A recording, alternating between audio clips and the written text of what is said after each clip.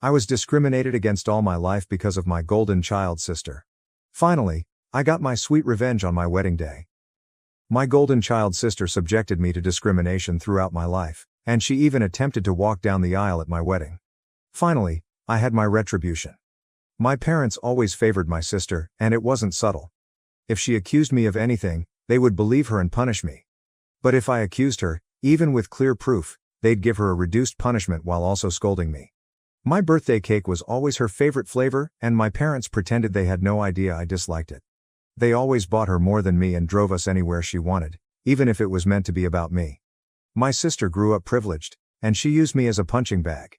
She ignored me at first, but things grew worse when we were teenagers. She eventually lost all of her friends, and her behavior deteriorated. Did her pals move away or abandon her because she was mean? I don't know because we weren't close.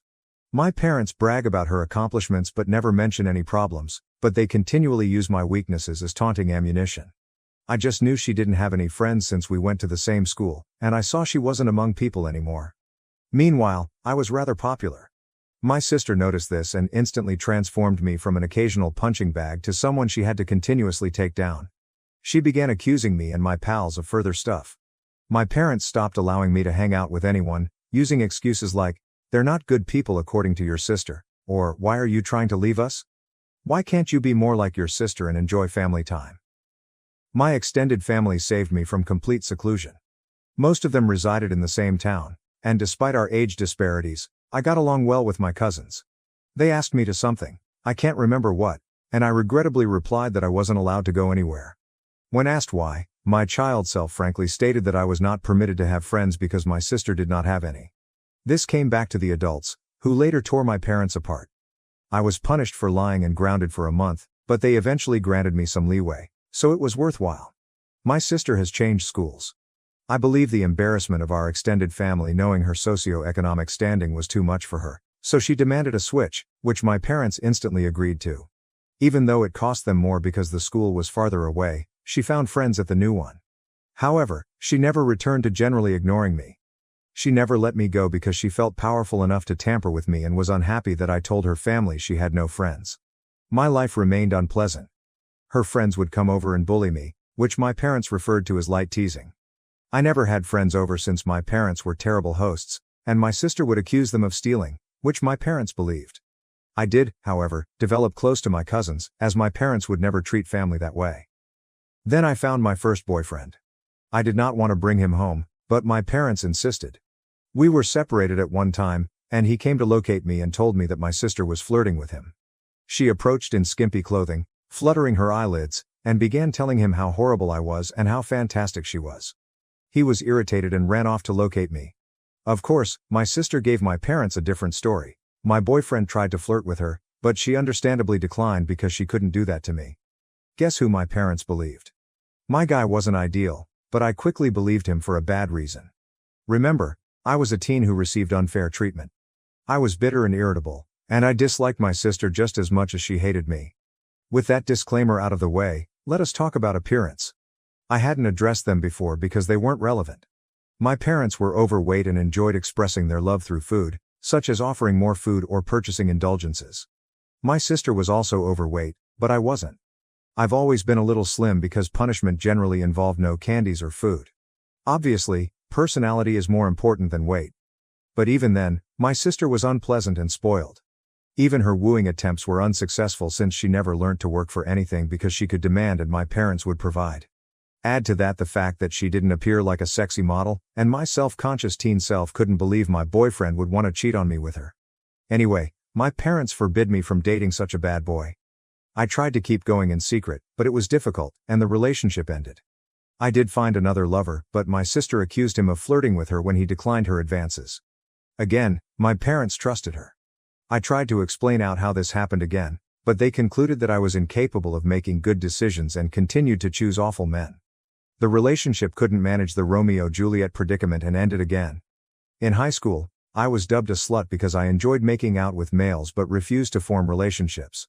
Fortunately, it never made it back to my sister or parents. Throughout all of this, my sister did bring one man home. He was displayed with pride, and my parents spent every second telling me how talented he was and why I couldn't be like my sister and find someone like him. Until he stopped showing up and became a deceitful bastard who duped my sister. Oh well, unfair treatment remained. She had more money to spend at the time, and her curfews were considerably more relaxed than mine. She could travel anywhere at any time, but I couldn't.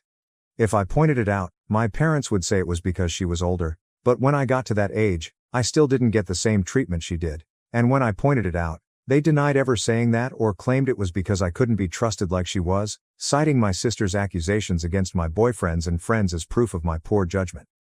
My sister's graduation date approaches. She was admitted into a college, but not a particularly prestigious one, and she received no scholarships. Again, because I only knew her achievements, I don't know which universities she applied to, so I can't say how hard she was rejected. I knew her grades were poor in school, though, since every time she received a B, we celebrated. I usually earned good marks, but my parents refused to rejoice, stating that since I always got them, there was nothing to celebrate. My parents understandably celebrated and promised to pay for everything. I was pleased she was going away, but it didn't make my life any easier. She'd return home every other weekend, and either things would go missing from my room, or she'd come up with another way to make my life miserable. My curfews remained harsh. My mother eventually came to chat to me about my upcoming graduation. I'm only 1 year younger than my sister. She informed me that because they were paying for my sister's education, they didn't have enough money to pay for mine, so it would be best if I started working right away after graduation and waited until my sister graduated university to see if they could afford anything for me. Oh, and if I opted to stay at home, I'd have to pay for all of my belongings, a portion of the expenses, and rent. I explained that I may acquire student loans. Mom replied yes, but no, since they were so concerned about me and I had such poor judgment that they would decide whether or not a college education was worth the debt. I'm not sure how they would prevent me from acquiring loans, but I didn't inquire. Scholarships were not mentioned. They had no notion about my academics and never believed in my skills. I didn't bat an eyelash. I merely said, okay. My mother plainly didn't expect that and kept inquiring. Maybe she hoped I'd throw a tantrum so they'd have an excuse not to pay for my college, but all I said was that I understood their position, thanked them for caring, and that was it. My father again tried the same thing, but I refused to be emotional. You know, after a lifetime of their poor parenting, I had no aspirations for my education. I knew they'd find a reason not to pay for mine and make my life miserable. I never thought they'd pay if I worked and waited for my sister to graduate. I'd been preparing for college for a long time. I couldn't go out much, and my friendships were few, so I had plenty of time to study, which I did because I saw college as my one chance to be free. Well, the time arrived, and I worked my ass out to get a scholarship, not to an Ivy League or a law or medical school, but to a good enough course at a reasonable college with full funding. Knowing my sister would despise it and try to stop me through my parents, I posted about my accomplishment on social media at the same time as I told them, even forcing myself to thank them in the post. They couldn't stop me from going since they'd have to explain why to the family. They were first proud and boasted about it, but I believe my sister intervened and they changed gears, even asking me if I was sure I wanted to attend. They let slip that my sister wasn't doing well in college, and because she was brighter and had better judgment than me, I'd suffer more. I clearly stuck to my guns. They were unhappy but unable to do anything. College was my lifesaver. I started feeling delighted. I still contacted my parents and visited them on holidays and other occasions, but because they refused to pay for anything, I could justify not traveling as often as I wanted due to financial constraints. During this period, I avoided introducing any men to them, and my sister quit attending college. I know she didn't graduate because they would have made a big deal about it. She returned home, paying no bills or rent, but it's different, my parents stated, and began working at the same company as my mother, clearly due to my mother's influence. This was handed to me as a source of pride. I'm almost there, I promise. I met my hubby about this time. You know those individuals who say, if I were in that situation, I'd have done something? My hubby is the type that actually does.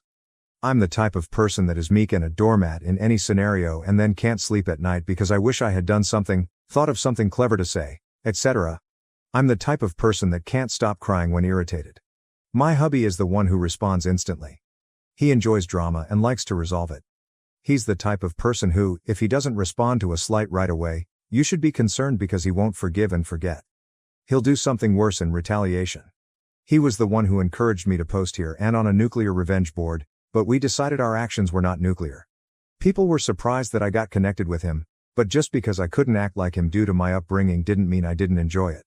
I appreciate that my spouse does what I cannot, and that he treats others well as long as they do the same for him. When we talked marriage, we decided we didn't care about the ceremony because of our budget, which we'd rather spend on a dream honeymoon vacation to Europe. We opted to do it in my hometown because his family was spread out while mine was still primarily concentrated there. We weren't too far away too, so we could make occasional long journeys on weekends to manage things. Plus, there was some work flexibility, so we could stay in my hometown for a while if necessary. We put out the engagement news and saved the date many months later. At this point, my parents were naturally eager to meet my man. I tried to grow a spine and reject, but it was difficult. The distance had made me wonder if my folks were really that horrible. My husband looked as if I had canceled Christmas when I assured him I would make sure they were never alone with him. See, he had been preparing for this. He even purchased a high-quality recorder that he could hide in his pocket to record everything. He was ecstatic as he considered all of the ways he could reject my sister's efforts, insult her, and then distribute the tape of her attempts to my family. So he went alone, excited to meet them, and returned euphoric. Babe, you won't believe the awful things they wanted. Babe, we can screw them over so bad. There's so many possibilities. I was perplexed and wanted to hear the recording, but he wisely advised me to listen to him first or else I'd misunderstand him. So he went there, and instead of flirting, my parents and sister sat him down. After some moaning about not liking him, my judgment, and so on, they said that they would pay for my wedding on the condition that my sister go down the aisle. My parents insisted that my sister walk down the aisle first at my wedding, dressed in a wedding gown. Their reasoning was that it was not appropriate for a younger sister to marry first, therefore it was only fair that my sister got the experience, at my venue, with pictures shot, in the dress, and even a cake later. My husband will now type his section. Hello, vengeful husband here. When his sweetheart is wronged, a pro-revenge lurker unleashes instant karma and nuclear vengeance. That being said, as much as my wife, she's now my wife, portrays me as a quick-witted person, I admit my neurons almost short-circuited when those people legitimately propose that rubbish as a nice gift. I believe Troy would want to take in the horse again. Unfortunately, after my brain restarted, I had a long list of insults ready to fire, but something in my soul whispered in my ear, like the devil, string these idiots along. So I said I needed to think about it, see how my wife, who was then my fiancée, would react, and then raced out of there before I could reveal my sinister plans. Come back to me, the wife. So, with a smirk on his face and a recording to prove it, my husband truly recalled how my parents wanted my wedding to be all about my sister. I was taken aback. The distance had softened how harshly they treated me, and I had assumed they would not go so far. Thankfully, my husband's insistence on the angle of revenge kept me from falling into a terrible mood. We had a great time coming up with ways to screw them over, ranging from outrageous to plausible. When we had settled on a course of action, we contacted his much more rational sibling. It involved having 2 venue addresses, giving them the incorrect one, and so on. Well, the sensible brother chastised us for it. While he admitted that he would never be able to persuade us not to retaliate, he did demonstrate that such an action would be difficult to carry out. Some of our other suggestions were also at risk of being sued, so we eventually landed on the most benign strategy. Pretend as if we agreed, but then hire security and refuse to let her in. Obviously, if that was all, it would not be pro-revenge. The remainder is primarily my husband's responsibility, but he wants me to do the honors, so here goes. It is crucial to note that everything he did was previously discussed with me and was based on our joint ideas. He went back to my parents and stated he investigated and thought I wouldn't go for it. However, he did not see the problem and, in order to keep the family together, would be willing to assist them. He pointed out that I dislike conflict, therefore if I was shocked by it, I wouldn't throw a fit in front of everyone. On the other hand, marriage is a major event, so who knows if I'll lash out. So he proposed a compromise. They'd help pay for things. This way, I'd feel even more pressure not to say anything, because not only would we be in public with our families, but I'd also be grateful for their assistance. He claimed my parents were stunned, and my grown sister literally began bouncing with pleasure like a child, thus it was accepted. Importantly, my spouse claimed that I was distrustful and controlling because of some bad judgment and prior lovers. These phrases were all my idea, and I'm so pleased of using their words against them, and that I used to check his phone and other things to guarantee he wasn't cheating on me. As a result, it was critical that no details of this plan be documented. He would go over to their house to discuss any issues about my sister coming down the aisle before me. And so began months of deception in which my parents and sister believed they were duping me, while my husband and I were milking them. Rather than paying for the wedding, they kept quiet. Of course, my parents wanted to be involved with everything, even the songs and color scheme, which were very important to me. My husband would persuade them to let it go to keep me in line, but since we never really cared about the ceremony to begin with, everything else was fair game. Or so they thought. Here's what we did. We'd go check out the drink and menu options, then choose the lowest or second lowest priced item. My husband would then covertly take my sister there to try it out, sighing and saying, "It's a pity we don't want to abuse my parents' goodwill, so we won't get the best options." Cue my sister requesting my parents pay for the best. My parents would then encourage me not to worry and offer to pay for the most expensive option. The same thing was done with the photographer and flowers. My husband gave my sister a bouquet of the flowers we wanted and then sadly stated that I preferred some other tasteless flowers. My parents told me they wanted us to go with the flowers and would pay for it. We encountered a tiny hiccup with the wedding outfit. My parents wanted me to wear an awful outfit. Okay, it wasn't completely terrible, but it wasn't my style and would not look nice on me. We had intended to say okay and then not use it, but my mother sent me a message about it, so there would be proof I said okay. We had to go with my refusal to text and stand my ground. My husband went over there and promised to see what he could do. My sister advised damaging my desired outfit so I'd have to wear the other one. He appeared to agree. Throughout this time, they maintained communications outside of text. We made sure it happened by having me respond to my sister when she attempted to message my spouse. This cemented my husband's uncontrollable and neurotic assertions, so they trusted them and never put anything in writing. Some people may not enjoy the idea of their spouse going around and talking bad about them to family, but I'm such a doormat that the idea of being depicted as this domineering and dangerous person makes me laugh, so I encouraged him to do it. I suppose I have a strange sense of humor. Oh, and my sister tried to flirt with him, but he was too conflicted to convince them he was with them. My husband would pretend to tell them stuff without my knowing, but he never mentioned that we had hired security. It was very funny. My husband and I, who had seriously considered a courthouse wedding to save money for our honeymoon, ended up having this lavish, expensive wedding and barely spending $1. We called it back to compensate for my parents' mental distress. I believe my hubby, he just confirmed this, enjoyed the entire trick more than planning our wedding.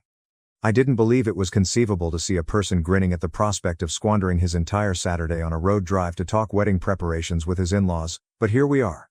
Soon, the day arrived. My parents, sister, and husband devised a plan to wait until everyone was seated, as the bride is always late. They'd have my sister arrive at that exact time so I wouldn't notice her and try to stop it, and she'd walk down the aisle. It would be too late to take action by the time I learned what had transpired. As for my outfit, we preserved some of the excess fabric from the adjustments. My husband brought something to my parents' house, my sister still lives there, and showed them as proof that he had torn the dress, then said he had to return to me because I was enraged and he wanted to calm me down. He said he would see them at the wedding. We first made every effort to conceal our true security. When the guests and my parents came, all they saw was a woman with a list of names to check. We didn't bring out the actual protection until my folks had settled in, a guy dressed like a bodyguard. We told him not to let my sister in and offered him a hefty gratuity if he kept our instructions private. Soon, the moment arrived. My parents received a text indicating that my sister was less than 5 minutes away, so my father indicated for the ceremony to begin. My bridesmaids had been trained to follow his example, so they did so without consulting with me. After they had all taken their seats, my father waited at the door, waiting for me. During this time, a buddy who was not in the wedding party texted me to get ready in case my husband or bridesmaids began texting. This buddy, my husband's ally, was just as ready to create drama as he was, and she didn't mind not being a bridesmaid. As soon as my father took his seat, the bridal song began. The doors opened and I walked in. My father was stunned to see me. He tried to glance behind me but couldn't see the venue door from our position, so he had no idea what had happened to my sister. Then his phone rang. I checked the caller ID, and it was her. He left me with a whisper. Something came up. The room was filled with gasps and perplexity. The companion on the plane questioned loudly what had happened. I lied and stated hysterically, he told me it wasn't supposed to be me there. My husband and I had decided that if my father abandoned me, I should say something to make him look as horrible as possible. The tears weren't staged. I was genuinely upset and trying not to cry. The friend then inquired loudly, what did he mean by it shouldn't be you? So that everyone could hear and spread the message. Then she said, I will go and check, and dashed away. We planned this so that she might cause confusion with the guards and prevent my father from returning to interrupt the ceremony. Eventually, my mother also departed. At this point, my husband's father rushed over and grabbed my arm. He had been advised that he could need to. His desperate dash at me made me smile. I walked down the aisle among whispers as people talked about what had happened. Some people have also departed to check. When I reached my hubby, everything was okay. He consoled me, joked that my sad expression was so genuine that I deserved an Oscar, and told me that he would deal with my parents for their actions. We married without any further complications. My parents did not come back. I watched several individuals leaving and returning during the celebration, but no one dared to tell me what was going on. Someone whispered in my husband's ear, and he went outside. He reappeared later with a thundering expression, but told me he wanted to go hide before breaking character and laughing. It works. Here's what I learned later from friends, family, the security guard, and my husband. My sister arrived dressed in a wedding gown. The security guard refused to let her in, as we had agreed. He told her she was at the wrong site because there was already a bride. Yes, we tipped him well as promised. My father threatened him with the police, claiming he had never heard of him and so couldn't be working there. The security agreed to call the police because he was hired by us and was only performing his job. My father realized it would be too late and demanded that he let my sister in. At this point, the friend approached, began shouting and criticizing my sister, and asking what was going on, essentially stalling. My mother quickly arrived, followed by others. By then, the wedding plans had been destroyed. My parents could only do damage control at this point because everyone who found out about it was shocked that they'd try to pull it off. People began screaming and berating them. The three naturally stated that it was not a secret and accused my husband. When he was summoned, my husband gave his best puzzled expression and denied everything. To quote him, "Gaslight, gatekeeper, girl boss, LOL." He denied consenting to such a stupid scheme. When they insisted he did, he requested proof, which they couldn't offer. All of the text discussions they could demonstrate were regarding typical wedding decisions. My sister was scream-crying and sitting on the floor, kicking her legs like a toddler. My father appeared to want to hit my husband, but security and others pulled him back. Naturally, they claimed they had no proof because my husband had instructed them not to text. My husband chuckled and said, "Wow, how convenient, huh?" Then he reiterated, "Why would I ever agree to something so messed up?" He blasted into them for being bad parents and claimed he wasn't going to allow their dumb plans and lies ruin his wedding before returning to me. Nobody believed them. The venue had cameras, but they wouldn't show me the footage because it was exclusively for security. However, some people did film portions of it. It was entertaining to watch my dad and sister being pulled apart by everyone who came to see the spectacle. After years of being accused and not believed, witnessing them suffer the consequences of their actions was one of the finest wedding gifts. My mother was crying, my father was turning from purple to white, and my sister remained on the floor, wailing and shouting. They said that my husband was involved, but people questioned why he would agree, why there was no evidence, and why they wanted my sister to do this at my wedding. They had no satisfactory responses. They were eventually ordered to leave and had no choice but to comply. My father supposedly had to haul my sister up because she refused to leave the ground. Again, no one said anything to me all night. I assume they wanted to spare me, and maybe it was because I was the bride and not just a guest for once, but everyone seemed to be going out of their way to be polite, cheerful, and thrilled about everything. My husband claims that the costly food and drinks they were consuming certainly helped, LOL. We had a great time. My spouse maintained the forced angry expression for barely a brief time before bursting out in smiles again. After that, we returned to the hotel to get some sleep before leaving on our honeymoon. Speaking of which, my parents offered to pay for our plane tickets, but we thought it was risky because they could cancel them or something, so we declined. Since then, all three of them have attempted to contact me. I've refused calls because my spouse insisted on leaving a paper trail, a wise decision, as my sister ultimately messaged me. I won't repeat what she said because it was very out of control and didn't make much sense, but the important part was that she blamed me for her humiliation, called my husband a two-faced snake who duped them for months. He wants to print and hang that on our wall, LOL, and hoped, but was also certain, that he would cheat on me. She even implied that he was cheating on me with her. My husband stole my phone, screenshotted the call records, my sister's texts, and some messages from my parents requesting that I pick up the phone, and uploaded everything to our family group chat. He also provided him images of communications in which they called him names and threatened him, but he continued to say, "You're delusional, I never agreed to anything," and threatened to sue them for defamation and harassment. He posted a message in the group chat pleading my family for aid because I was always being tormented by them. He begged them to prevent my parents and sister from spoiling our honeymoon after they failed to wreck our wedding. He ended by requesting that they not divulge our locations in order to prevent my parents from sending my sister over. as well as stating he had somehow agreed to pretend to sleep with her in our honeymoon suite, lol. My family told him that they would manage the situation, and we have been at peace ever then. My husband is a little unhappy that my sister did not misbehave so he could call her out again while tearing her a new one. We will see if the peace lasts. Overall, while I would have liked a normal, loving family at my wedding, they failed to ruin something precious to me, and I retaliated. Extra information. Do I understand why they treat me that this? I've been asked this question several times, so I'm guessing you'll be wondering the same thing. I've pondered this my entire life and still don't know. When I was younger, I tried to ask, but they denied any difference and reprimanded me for being spoiled, so I gave up. I've explored numerous alternatives, but based on my observations, I believe the answer is this. I was unplanned. They spent a long time to have my sister, so she was not only wanted but also treated as a miraculous child after so many years. However, considering our short age gap, I believe they did not anticipate to have another child so quickly or easily, and they did not provide proper protection following my sister's birth. Perhaps they didn't realize my mother was pregnant until it was too late, leaving them with an unwanted kid while also dealing with a newborn. They aren't well off, so the extra expense probably didn't help, and they disliked me. But that's just my guess. Regardless, I've accepted that the cause won't really matter. Whatever they did to me was unwarranted. Did they honestly believe it would work? My spouse and I believe that they never intended to do this at all.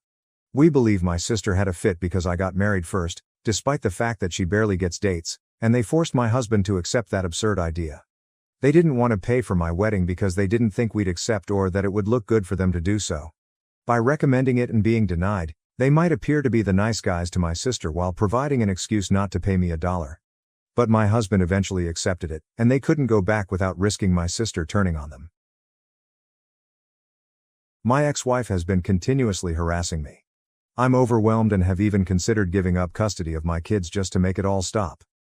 Original post. I don't know where to begin. I was married for 13 years. Have 2 small children, 4 and 6. And after being divorced, I am now remarried to a wonderful woman, Donna. My ex will not stop harassing me. I have to communicate with her for the kids. But it was so contentious that the court finally ordered all communication to go through an online site, and I had to change my phone number and move. It was that bad. I had my kids this weekend. Things went great and I went and saw my family. No incidents, we had a great time. Then I got this email. Jill and Marvin, kids report that they were in a traffic accident with you this weekend, in the truck. They both report that the loud, obscene exchange between their father and the ABC towing driver scared them. They both report that they were bitten by Greg's dog, Murphy, during their visit at your folks' house this weekend. This is the second dog they have both reported biting them. I have also posted their reports that they have been bitten by a large dog named Betsy, at your in-laws' house. They have traumatic memories of metal being scraped out of your leg. I hope that you recover and get back to your job quickly. I hope that Donna is okay. They report that you have trouble walking. This is consistent with behavior I observed at drop-off on Sunday night. You didn't get out of your new car, and it appeared very awkward for you to unbuckle their booster seat belts from the driver's seat. I need to know about these things, please. Dog bites are notoriously dirty and prone to infections. Just because our children didn't appear to be as seriously injured as you were in the truck accident, doesn't mean that they couldn't be stiff and sore and possibly have internal injuries for which I need to be observing. At least I need to understand why they were stiff and sore and acting more fearful than usual when they came home. Their mild to moderate bruising and scrapes, and the chunks of skin missing from their hands and fingers, are consistent with their reports of the accident and the dog bites. I will take Jill and Marvin to the pediatrician walk-in clinic to rule out any unseen injuries and infections. It would be nice if you would call or email the doctor's office, and tell them what you can about the accident and the dog bites. It could help rule out tests and treatments that might not be necessary. It would also be nice if you would pay your half of their medical expenses. Especially because the accident and the dog bites happened when they were with you. Today is Jill's first day of school. I could have taken them to the doctor 2 days ago, if you had shared that they were bitten and in a traffic accident that was bad enough required a tow truck for the truck, and medical care for you. If you want to drive the kids to Santa Barbara and back on a weekend, expose them to animals that aren't safe for children, and fight with tow truck drivers in front of them, I cannot prevent that. But what happens to their little growing bodies, and the events that are being imprinted on their sweet, innocent minds, is very much my business. Please share all of the information regarding what happened to our children in the truck accident. Please share all of the information regarding the bites from the dogs. As a mother, It is very worrisome to hear my preschooler and my first grader recount the dangerous things that are happening to them. But it is even more worrisome that my co-parent withholds vital information about their health. Jill and Marvin deserve to know that their parents are working together to take care of them. Thank you. Rest of the post, I don't even know where to begin. The dog that was there had no teeth. Didn't bite them. And couldn't have even if it wanted to. My in-law's dog is dead. I was never in an accident. There was no tow truck. All of this is false. I can't even find a shred of a real event that could have gotten twisted. This comes on the heels of 4 days ago, her trying to corner me into signing away 30% of my custody agreement, and refusing to let me even look at the details of the paperwork. I am so frazzled by all of this that, at times, I think about signing away my parental rights just to not have the stress. But I don't want my children thinking I don't care for them and abandoning them. How do you reason with this level of crazy? Any advice is welcome. I need help managing this. TLDR, trying to deal with a crazy ex, and barely holding it together for the sake of the kids. Relevant comments. Commenter, why are you so cowed by your ex-wife that her telling you to sign something you don't want to sign causes you stress? It shouldn't be that hard to say no. Oop. That is a brief snapshot. When it's every day, or every other day, it gets stressful. I never know what accusation is going to be lobbed at me next. When they divorced, 2 years ago. To a deleted comment, yeah. I already spent almost all of my savings to get the custody agreement I have. Dropping another $20,000 would be tough. To pay for I'd have to pick up another job, which would then not allow me to access the custody I am wanting. Commenter. Turn this over to your lawyer. Please fight this fight. I know it is hard, but can you imagine growing up with a mother who chooses to rewrite history and reality to suit her whims? Oop. Lawyers have been contacted. No response in 3 days, emailed with this craziness this morning. Still crickets. Commenter. Their mild to moderate bruising and scrapes, and the chunks of skin missing from their hands and fingers, are consistent with their reports of the accident and the dog bites. So do these things not exist or what? Oop, I didn't see anything. A scrape on the foot from the flip-flop one was wearing, but other than that, nothing. Commenter. How does Donna feel about all of this? Oop, pissed. It is a major source of conflict in our marriage. Actually, it is just about the only thing we ever argue about. Tangential post. Title: Legal rights surrounding a primary custody parent who after 4 attempts is not picking up her children from me, the non-custodial parent. California. I am in Southern California. I don't know what to do here. I am the non-custodial parent. I have had the kids for 1 week, 4 and 6, during Christmas break. Due to the high conflict nature of my ex, we have been assigned a co-parenting person to help mediate. On the 30th we were supposed to exchange the kids back to her care. I showed up 15 minutes early to the location, and we waited for 1 hour and 7 minutes before giving up and leaving. She had been claiming she was right there for over 35 minutes. The location was an IHOP, 300 feet from the freeway exit. After I left I got a slew of messages calling me all sorts of names, and claiming that she had just shown up, but that I had left. This song and dance has happened before. She said she would meet me anywhere, just to let her know where. This time I called her bluff and picked a location 2 miles from my home, and told her, the kids are hungry and tired of waiting. I'm taking them to my house. When you arrive at the location, 11 miles from the IHOP, text me and let me know, and I'll bring them right over. I sent her the location 5 times in text and twice via email. 4.5 hours later. Nothing. I then told her that we could meet at the agreed upon location at 11 a.m., the next day for the exchange, just 1 day later than planned. When I woke up in the morning she demanded I drive them 1 hour to a new location, because she had a 103-degree fever and couldn't drive. There of course was a back and forth about her ability to care for children if she was too sick to drive. Ultimately she failed to arrive at the location at 11 a.m. At 5 p.m., I got a doctor's note stating that she only had a cold and was fine to care for the children. I didn't ask for this. I then called her and we had a heated back and forth, but ultimately I relented and told her that I would bring them to a location that she chose. 1 hour away and 1 mile from her house. Under the agreement that she would show up this time. Before leaving I sent an email confirming the location and time. That was sent at 7:48 p.m. We arrived at the location at 8:51 p.m., and texted to let her know we were there. What happened next was so frustrating. No response to any text was ever given. Every time I would send a text, I would get an email. All of them stating the same thing. That she would not leave her house until I verified my location. I sent her 6 different responses to emails telling her where I was. All I would get in response is more messages asking me to confirm my location. I even made a phone call telling her where I was. Unfortunately, at this point I was in such disbelief I did yell at her and tell her to get her ass down here. Not my finest hour. At 10:21 p.m. With kids in high anxiety and crying that their mom had forgotten them again, we left and drove the hour back home. I have now messages accusing me of child abduction. I don't know what to do. I am not subjecting my kids to this again. I can't bear to watch them check every car and get excited. I think I see her over and over again for hours while she plays these games. My worry is that the cops are going to come knock down my door when I have done everything I can to make these exchanges work. Is this enough to have my lawyers file an emergency hearing to get primary custody? I am in limbo right now since neither my lawyers nor the co-parenting person will be in the office until the 3rd. TLDR, mother has missed 4 exchanges in 2 days. What are my legal rights in this situation? Relevant comments. Commenter: why can't you just drop the kids off at her house if she's not feeling well enough to drive? It sounds like she's playing games and you're letting her. Oop. She has told me over and over again not to come to her house, under any circumstance. Commenter: was the mediator alerted to this situation when it was occurring? If not, why not? OP: she doesn't check her email or phone over the weekend. Commenter: keep the kids, stop dealing with her shit and file for full emergency custody this week. OP: she is now stating that she is 5 miles away, waiting for me to deliver the kids. This was not prearranged. Deleted post. Editor's note: thanks to mods for helping me recover this. Title: California. Not sure what my options are with a crazy ex-wife scenario. Literally, I am in the process of a 7:30 evaluation for primary custody of my kids. 2 kids 7 and 5 today, was another doozy of an exchange, and I am fearful for the kids. I don't know what my options are here, if any. My ex was 53 minutes late to the exchange today.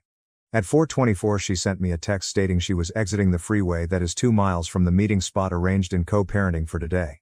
She doesn't show up until 4:53. Exchange goes okay. But I know something is coming, because if she is ever in the wrong she has to lash out and blame someone else or invent a scenario where she is the victim. I had to wait all of 4 minutes. I got a text stating, I just drove by your car, and the back seat was empty. Where are the kids? I said, wasn't my car, I have 2 kids. Then, knowing where this was going, sent a picture of them in the car. Response: when did you have time to take this?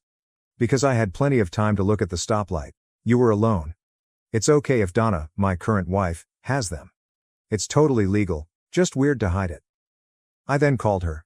She answered. I said, hi. She said hi, and then I asked the kids to say hi. I then asked the kids, where are we kids? At this point she started saying, hello, hello? Is there anyone there? I then got a text. Thank you for the phone call, but there was no sound. I responded. I am turning off my phone now. These accusations are bizarre. I got back. Not as bizarre as pretending to pick up our kids. Just tell me who has them. I called again. Immediately with the hello, hello?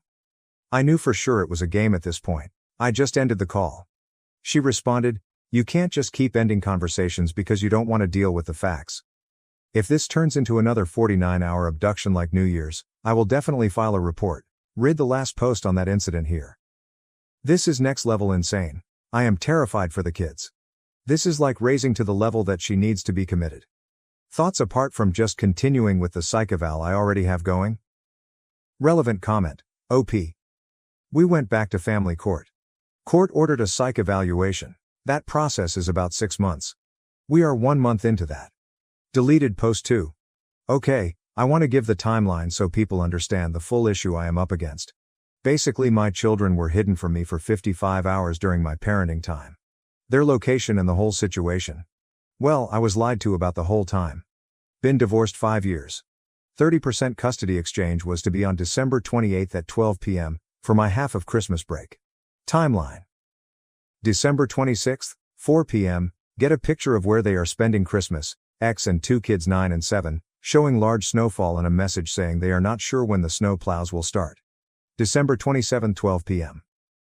Another picture and message stating the same thing, except in the picture you can tell cars have left and come back from first picture. 6 p.m. I tell her, if you get out tonight, I'll come get the kids as planned, in court order, from your house. 12 p.m., December 28th, if you do not get out until the morning, do you want to just bring them by my house, on the way from where she is coming from? I get a thumbs up to that message. 8 p.m., I ask if she got out. No response. December 28th, 9 a.m. I ask for a status update so I know if I need to drive the hour to her house. No response. 10:20 a.m. I ask again for an update. No response. 11 a.m., I leave to drive the hour for exchange, not knowing info. 12 p.m. Exchange time. Arrive at house. Text that I have arrived. Her car is there. Her mom's car is not. She lives with her mom. I videotape the time on the vehicle, verbally notate the time and date. Show her car and the darkened house on the videotape. I assume she has driven up with her mom to where she is snowed in. 12:10 p.m., finally got a response saying they are still snowed in. No plows yet. 4 p.m. I offer that since my parents are driving down, and they have a large truck, they could swing by and get the kids on their way to my house tomorrow. No response until the next day. Note, I check all roads in the area. All are showing being open and flowing traffic. I even verify with live traffic cams from 1/2 mile from where she is that roads are cleared and cars are driving. I have screenshots of this and the video is timestamped. December 29th, 8 a.m. She declines this and says we should stick to orders. She also tells me her internet is out. December 29th, 11 a.m., I contacted the police about child abduction. I tell them the story. They say, here is an incident number, we are not going to open a case on this. Take it up with the court. At 4 p.m., I got a message saying, freeways are closing down for the night. Been driving every back road looking for entrances without frozen bridges or backed up with accidents. It's an hour wait every time I fill up. Everybody's sure it'll be better tomorrow. Signals are better at least. I respond by asking her to tell me when she leaves. Note: no freeways or highways are shut down. I check all state and local websites to verify. Even check Twitter and local live camera feeds. December 30th, 8 a.m., call my lawyers, tell them what is going on, send them all of the timeline, and they say they will reach out to her attorney. 1 p.m., they finally get in touch with her attorney and the response back is that she is leaving today, that she will message me when she does, and I can come and get the kids from her place. 2 p.m. I ask for an update from my ex. 4:45 p.m. Still having gotten no communication, I call my lawyers again. They call her lawyer. I finally got a response. I have left. That's all. At 6 p.m., get a message, I am home, you can come get them. 7 p.m. 55 hours past exchange, I get the kids and I ask them about the snow and being stuck. I was not trying to pry information or grill them, just casual light conversation. They tell me that they have been at home for 3 days. Since the night of the 27th, now I am asking some more pointed questions. I ask about what car they drove. They are kids, maybe the timeline is wrong. They say they were in their mom's car because grandma had to leave on Christmas Day to be back home, so they drove separately. They say that mom said I told her she could keep them for 2 more days. I am furious. It was all lies. I am contacting lawyers today. But what are my options here? I want to have a reasonable expectation walking into this. My stance right now is, I need action and need someone else to be as posed about this as I am, or I'll find a lawyer who is. But I do realize my emotions are elevated. Additional note, in the last 2 years I have filed a 730. Spent $12,000 on it. 2-year process. Basically it said I am the better parent, but that she might be improving, and that his suggestion would be to wait a year and do another 730, and if things haven't improved by then, it would be appropriate to swap me to primary custody. That report was produced in April this year. Update: I was looking in my profile and saw my post in this subreddit from 7 years ago, as my ex was causing so much chaos that I was doubting everything. I took everything to heart and implemented several things right away. I became a gray rock and started documenting my ass off. I consulted my lawyers, and they said they advised several steps. The first of which was a 730 evaluation. This is an evaluation done by a psychologist. That process took a really long time as the 730th evaluator got very sick halfway through. That took 10 months. At the end the report essentially read, Mom is volatile and disorganized and that Dad's home would be a more stable home for the children. However, there is hope that Mom is starting to improve, so if things are still bad in 1 year it would be appropriate to change custody to Dad. This was a tough pill to swallow. Things were not better, and the chaos was just intermittent. So we just kept documenting and doing our thing. Eventually, we started getting a lot of emails from teachers that Jill in particular was often not bathed, never had her homework done, didn't have school supplies, and that she was falling way behind in her studies. We applied for a trial to review custody, and asked for primary custody to be swapped to us. That was at the end of 2019, and trial was set for May 2020. So as you can imagine, once COVID hit, everything got delayed. There were a large number of events in 2020. COVID shut down. Donna and I had a child, Rebecca. And then my ex started denying visitation to Jill and Marvin. Every 2 weeks I would go down, wait in front of the house, no kids would emerge. Sometimes I would have the police come, not to force anything, but to get the documentation in terms of a case number. This went on for 4 months, before I was able to start getting visitation again. Eventually, the trial was set for summer of 2021 and went for 3 days, and I had over 500 pages of documentation. Day 1 was entirely testimony from the co-parenting therapist we had been seeing for 5 years. She testified that my ex was the most difficult client she had ever worked with in her career, that my ex never followed a single agreement in session, and that she was a pathological liar. Last day of testimony was my ex, where she was caught lying on the stand, and was presented with evidence that she had been secretly taking the children to a medical professional for 2 years that I had explicitly not agreed to. So starting in August 2021, the judge ordered the kids to come live with me, primary custody, and limiting my ex to 4 days a month. It's now been 3 years. When Jill was in 5th grade, she had a 26% in math, and a 40% in English. For the last 3 years, she has maintained a 4.0 every single year, and will be starting high school in honors geometry, honors English, and AP biology. Marvin has also been doing well also, and just finished his first year of middle school with a 4.0 GPA, and is loving his coding and robotics elective. They have new clothes, and have learned new skills and responsibilities. Donna has been crucial in setting up patterns to help with success in school. Their rooms are both immaculate, and they are the ones doing it with very little direction from us. They are happy and finally involved in activities and sports.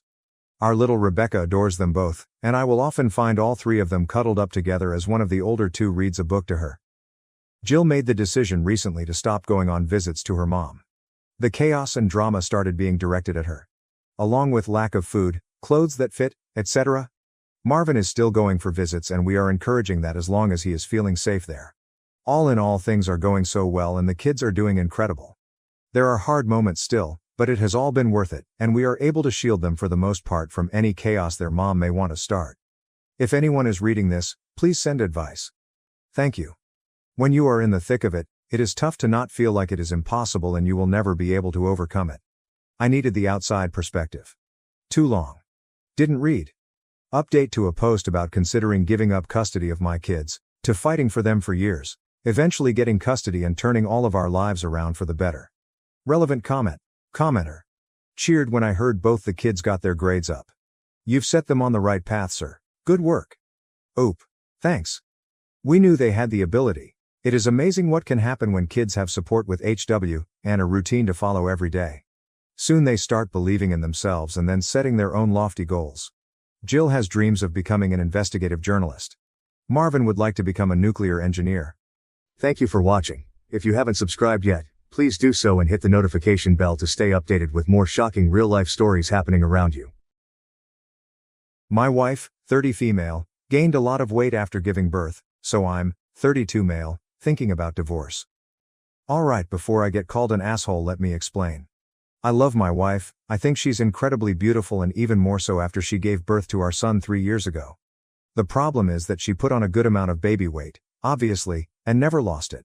She instead started to gain more weight and was overall pretty depressed. I initially assumed it was PPD and suggested she go to therapy for it. She went to therapy and got some antidepressants. It took her a while to find the right ones, and she's been fine mentally since she found them. Physically is a different story, however. She has continued over the past 3 years to gain weight. The problem isn't anymore that I'm not attracted to her, but she will die if she continues to gain weight. She is currently 5 feet 2, about 260 pounds with a BMI close to 50. I don't know what I can do. I feel like I've tried everything. I've asked her to go to the gym with me, go on a diet with me, not buy fast food, and have some active hobbies. She's turned down every single one of these ideas. I feel like I don't have any choice but to give her an ultimatum. Either she genuinely tries to lose the weight or I leave. I can't watch the woman I love and mother of my child slowly kill herself. I don't want to be the dude who gives an ultimatum, but I see no other choice. I guess I just wanted to ask if I'm being an asshole or if there's any other way I could go about this. Edit. For everyone in the comments telling me you can be overweight and healthy, you're right. But no, you cannot be obese and healthy, at least not long term. Heart disease runs in my wife's family, and while your weight might not affect you, being overweight is directly linked to heart disease. I understand weight loss isn't easy. I used to be overweight, but my concern isn't that she's not the same way she looked when we got together, it's that she may not live to see our son become a teenager. Update. So I made a post about 5 months ago because I was getting past the point of no return with my wife's weight. Now expectedly I got called an asshole and a dickhead and every other name under the book for even mentioning it. But I also got some real good feedback and decided before I made any real decision I would sit her down and let her know how I was truly feeling. Because at that point we had multiple conversations addressing it, but none of them led anywhere. So after we put my son to sleep I asked my wife if we could talk for a moment in the kitchen. Now I'm not gonna lie, the conversation was probably the hardest one I've ever had, because despite what everyone believed I do love my wife. Now I don't want to get into every detail, but the basis of the conversation was that I needed her to at least try and be healthier. I also think she needed to hear how serious I was about this, and when I told her I was even thinking about separating, I think it really put the nail in the coffin. It's been about 5 months since then, and I'm proud to say my wife has lost 35 fucking pounds. I am so proud of her, it's fucking ridiculous. The first month was a fucking hurdle and a half, but now she's going steady and losing weight at a healthy moderate rate. Recently she even started to exercise with me.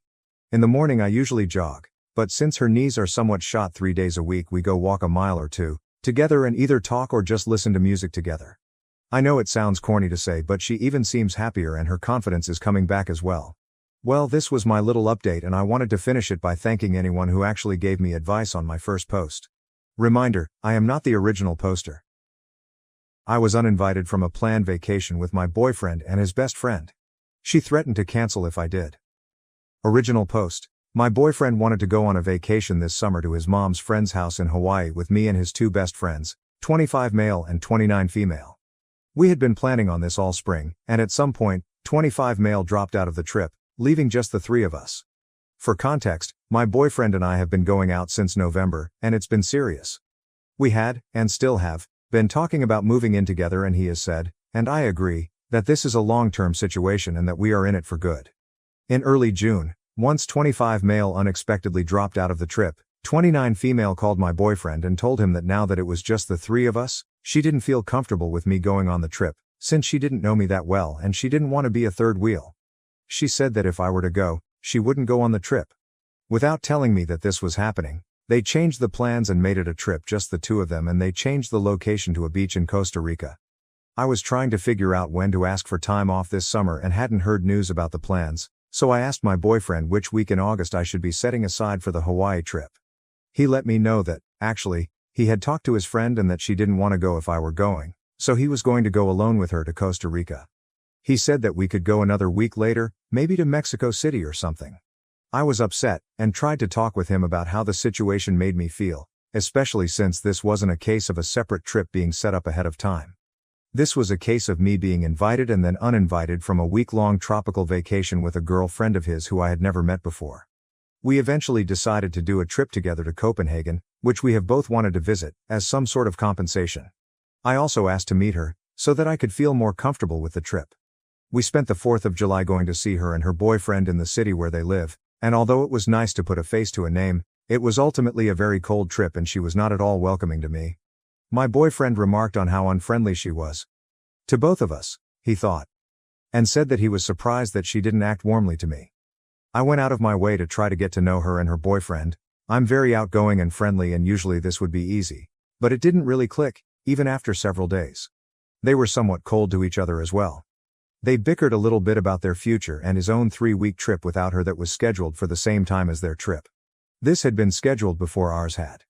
This had been my effort to feel better about the trip, so I told my boyfriend that I still didn't feel comfortable with things, and that I was feeling insulted by the way that it was handled.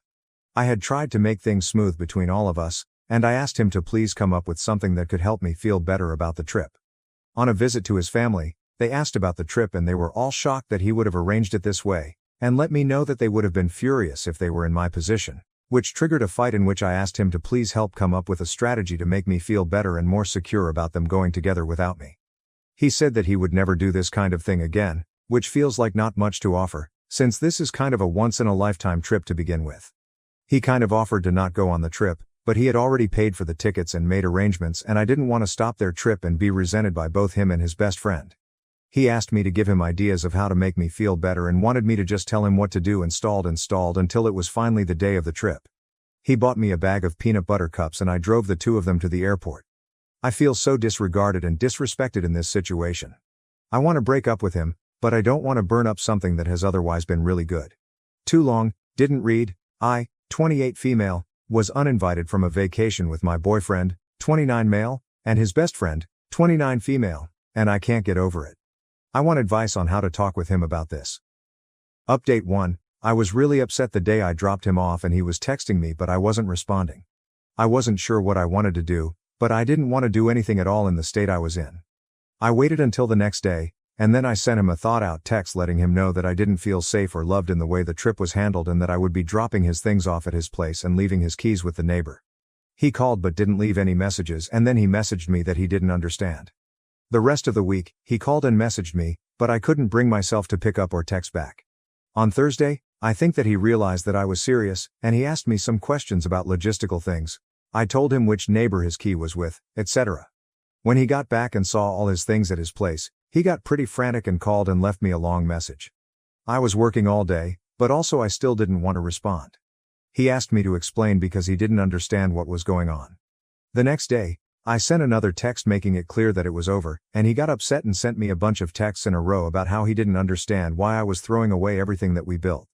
He left me a voicemail that was really angry that said he had no idea why I was upset and that he did not accept the breakup because he had no say in it, and that he wanted me to tell him the evil story that I had made up about him to his face. I wasn't going to respond to him and I wanted to remain calm, but this upset me. So I sat down to write him this letter. It's long, so skip over if you want. I tried to call him but I started crying and told him I'd just send him an email instead. This is what it said. The time that we have had apart has given me some good space and time to think. I have had a chance to think about the things that are important for me in a relationship, and I see that we should not be together.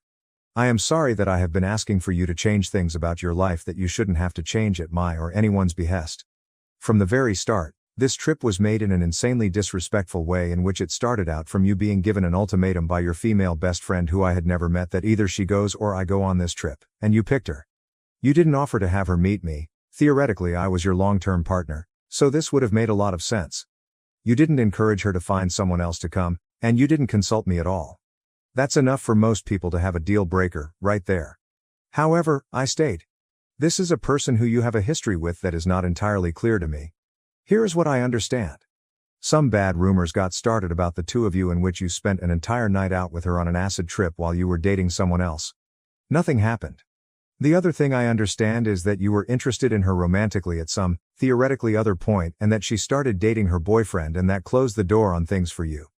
According to what I also understand, it took a long time for 29F's boyfriend to feel comfortable with you being around, but you apparently worked to ultimately make him feel comfortable with you after I'm not sure how long. This is the completely unknown person who shut me out of a trip that I was originally going to go on. Unilateral decision. You did not tell me this was happening until I asked when the trip to Hawaii would be. You purchased tickets in another very disrespectful situation in which I have cooked dinner and have guests present, and you choose to go into my room for well over an hour to select tickets with her, and in which I repeatedly ask you to please come to dinner because you say it will just be a few more minutes each time. There is absolutely no reason for doing it at that time and in that situation, seeing as how she is in the same time zone as us and has a 9-to-5 job. This makes me feel sick to my stomach. So, to make myself feel better about this whole arrangement, I tell you that I want to meet this person. On my request, we arranged a trip to go meet her and her boyfriend, a brief trip in which they are, and you explicitly agree, inexplicably cold. The first conversation that we have is one in which 29 female and her boyfriend argue about how she dumped him while he was already in a relationship and got him to date her instead. You tell me about conversations that 29 female has had with you recently in which it seems implied that there is some real instability in their long-term relationship. Stuff about kids and dogs. I have a discussion in which I let you know that I see that and that it worries me. Meanwhile, I am still wanting all of this to work out for you and for me and for her. I, at this point, am planning on being with you for the long term and see no benefit in telling you to not go on a trip with your best friend. I want it to work out. But each and every interaction surrounding this trip chips away at my ability to handle it, the conversations that seem to go nowhere, etc. Your dad, Your mom, and your grandparents are all very surprised when we tell them about this trip. It is becoming very obvious that this is a dangerous trip to make with the fragility of our relationship. 29 million, we had only been together for 9 months. How long did it take before 29 female's boyfriend was comfortable with you hanging around? Much less going on a one-on-one international tropical vacation in which he was uninvited because of your request. We go over it with, friend, at the rock climbing gym, we go over it in the car, we go over it while we're booking our Airbnb for Copenhagen, we go over it when I tell you that I still feel uncomfortable and I do not feel good about the trip. Talk about repeatedly saying something. Although I ask for you to help me, you actually ask me instead to come up with what would make me feel better. Surprisingly, I have no ideas either. Ultimately, it appears that the original plan to meet at my place and hang out and do a game night before you two go on the trip has been cancelled, and 29F will be staying at my place, but not hanging out with us at all beforehand. You attribute it to you not bringing it up with her early enough. This is apparently not something that was discussed even 2 nights before the trip. This upsets me. You do not know what to do. I don't blame you. At this point, it was well out of hand. I don't know what to do either. There is no good solution that I can think of besides waiting for the trip to be over. I tell you that either I have to get over it, or I have to break up with you, and that I don't want to break up with you. But my ability to get over it is rather worn down. She arrives at my place very late, and we wake up the next morning for me to take the 2 of you to the airport. After all of this lead up, I know that you can tell how unhappy I am. I fully absolutely know you can tell how unhappy I am. You leave, and when I don't respond to your text messages, you text me to tell me that you hope I'm okay and you're going to bed. No call. The rest of the week was rough. My text to you was met with, essentially, I'm sorry you feel this way. You tell me that I'm being unfair. There is no acknowledgement, and there still has been none, that this trip to a fucking honeymoon destination, as we have discussed before, could be a crazy and horrible thing to go through with, even with my quasi-blessing. This is not something that people in relationships have to deal with. This is not something that people in relationships do, besides 29 female, I guess. In the end, all of this is to say that I have felt serious emotional needs go seriously unmet in a way that is a deal breaker for me. There have been some wonderful, very positive times, but there has been an unnecessary amount of heartache and suffering for me over things that come down to what I can only assume are personal differences. I cannot handle your relationship with a 29 female. And I suppose I could ask you to pick between her and me, but that's not what I want to do. I want you to have your best friend, and I want to leave. I did love you, but I am not about to fight this fight and hear you tell me that I'm crazy for not seeing how totally platonic everything is for the rest of my life. It seems like trying to convince someone to like different food, or to have a different favorite color. I am not happy about this, and I do not want to feel these feelings any longer. There is no need for this to be mutual. I do not need your permission to break up with you. He wrote me back an apologetic email in which he accepted responsibility for most things without any argument, except he denied anything that had to do with his relationship with her making me feel uncomfortable, and he denied that I would not be able to handle their relationship. He said that the only thing that made their trip bad for me was my own perspective. I wrote him back that trust has to be built and that he put too much strain too early on a relationship in which we had not developed that trust. He agreed and apologized. For me, it ended on a pretty amicable note, but this style of relationship really doesn't work for me, and I don't feel like his responses to me really healed or changed anything significantly. I stand by my decision at this point. Too long didn't read. We broke up. Reminder, I am not the original poster. My parents humiliated me at my sister's graduation. They joked that I was a mistake compared to my perfect sister, so I shocked them by this. At my sister's graduation, I felt absolutely ashamed of my own parents. They denigrated me in front of everyone, even our closest friends and relatives. This was supposed to be only about Elena, my older sister. She was excited to start her new path because she had recently graduated from college and secured an amazing job. When my parents stood up to speak in her honor, I expected them to make appropriate remarks. She has worked hard to reach this milestone and deserves every bit of credit. I was not surprised when, during their address, they included Elena as one of the greatest blessings. I was old enough by then to recognize that my parents adored Elena more than they loved me. She had always been the more gifted daughter, and my parents would constantly compare me to her.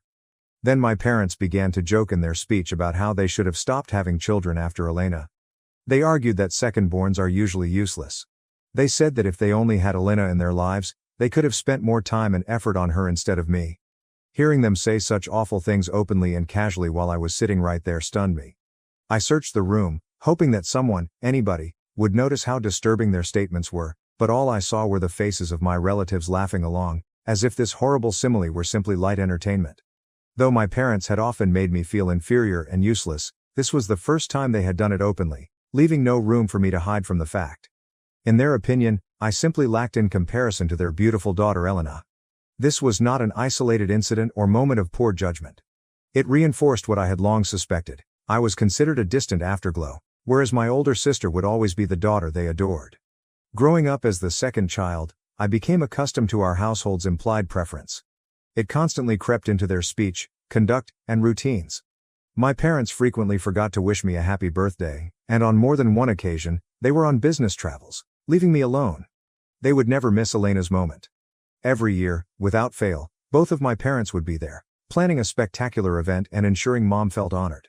Seeing how they showered her with love on her special day taught me early on to manage my expectations and accept that my birthday was not that important to them. As an opinionated youngster, my parents regularly informed me that I was disruptive or unpleasant just because of who I was. I was labeled problematic because I did not fit the quiet, restrained mold they appeared to like, and I was punished for something as simple as being too chatty or honest in expressing my interests. Elena's calm temperament and introverted tendencies, on the other hand, were constantly lauded. In our family, she was regarded as the ideal daughter, as she was mature and polite. She was thus the one who was displayed and paraded in front of everyone. Over the years, I was the one who received the most criticism.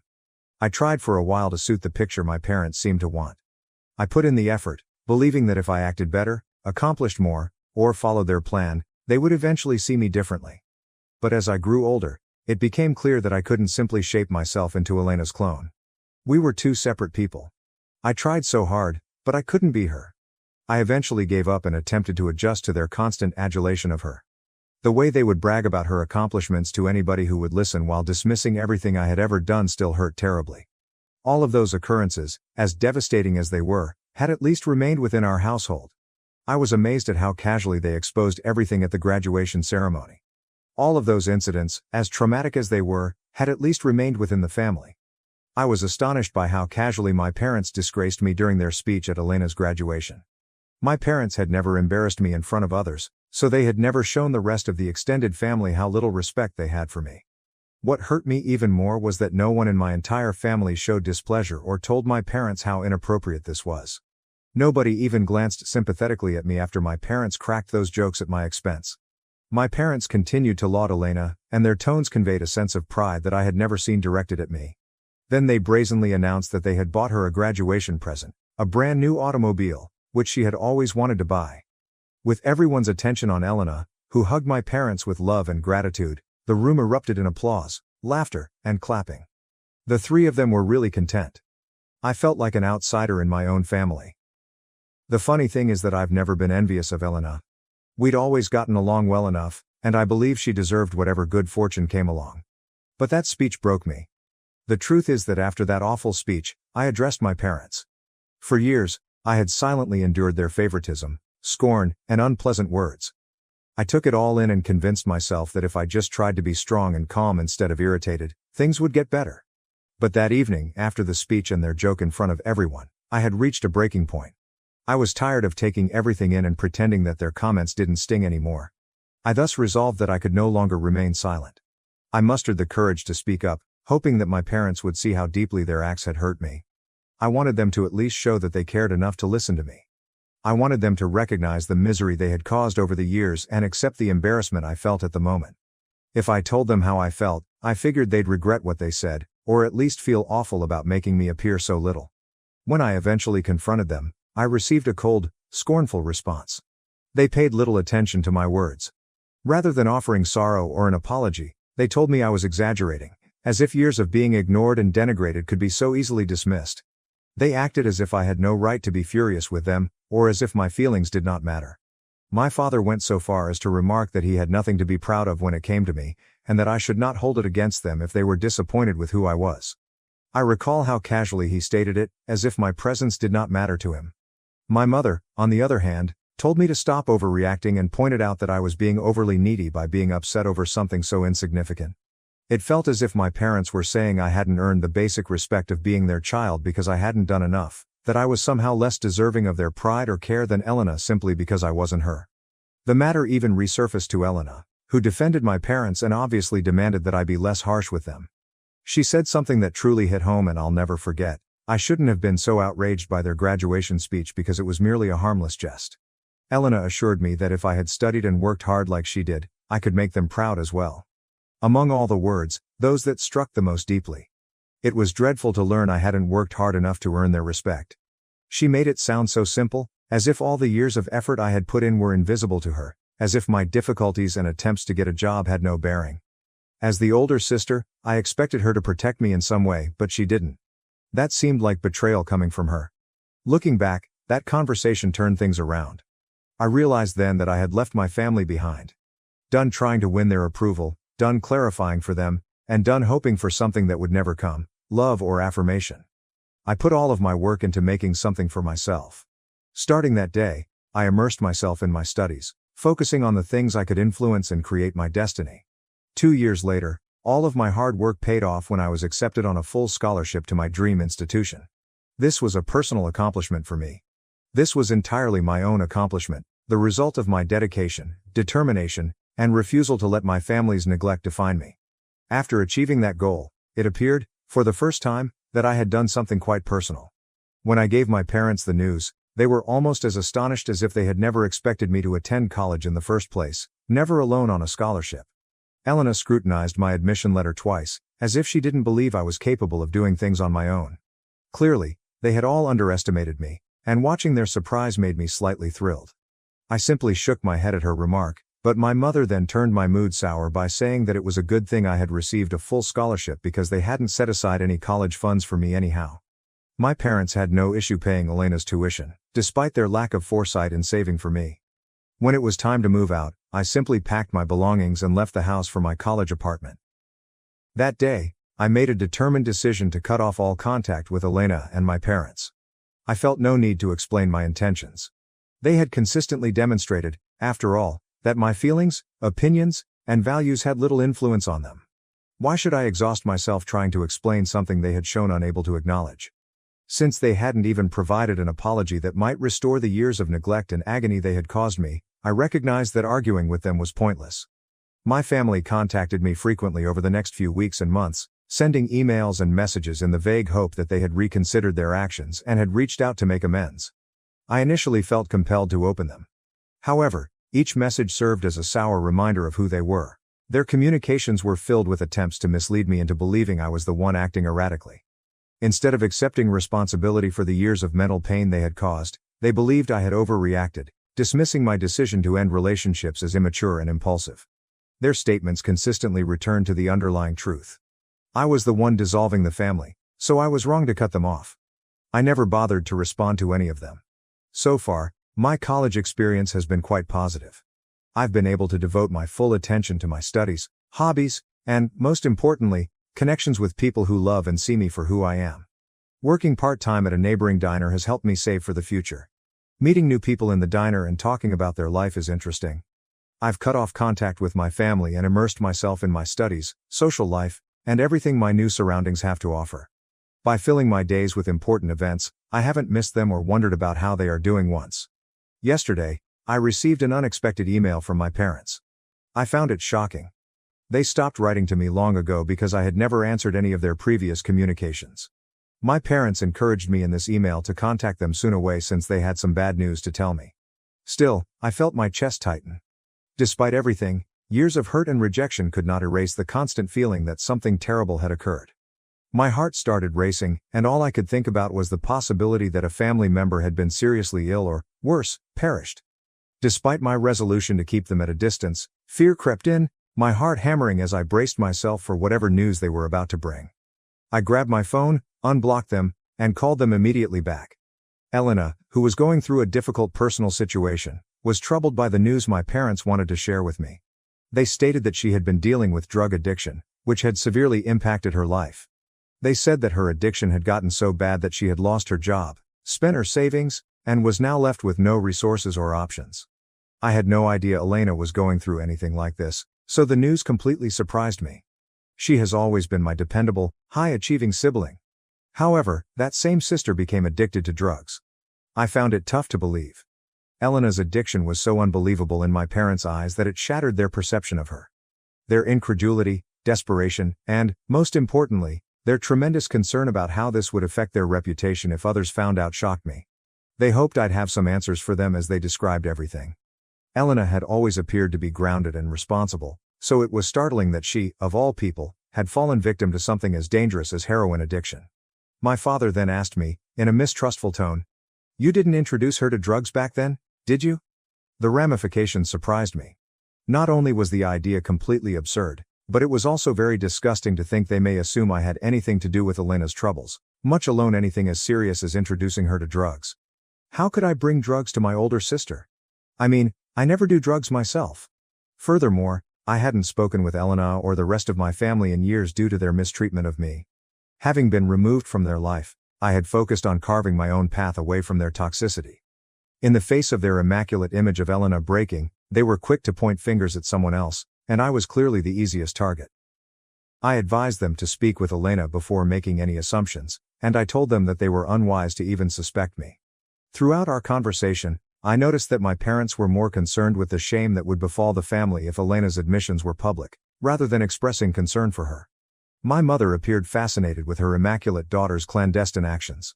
She kept talking about how unexpected it was to discover this aspect of herself and how others would respond if they ever found out.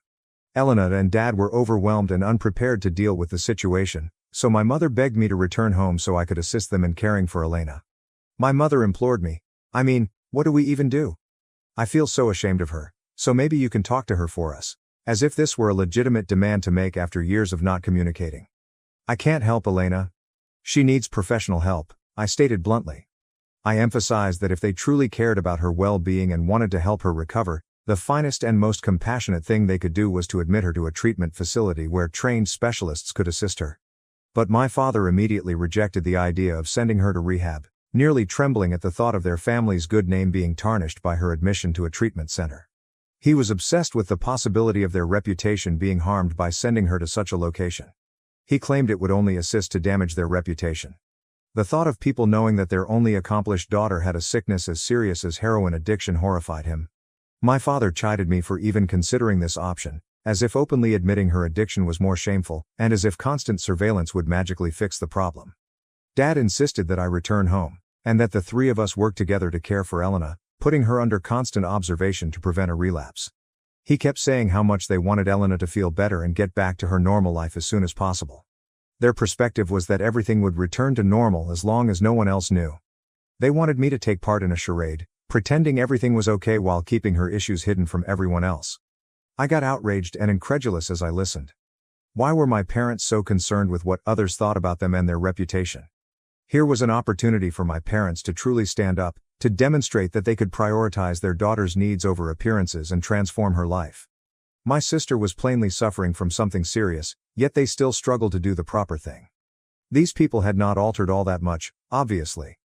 On top of that, they were now attempting to entice me back in, urging me to maintain this family front by assisting them in caring for the sister they frequently likened me to.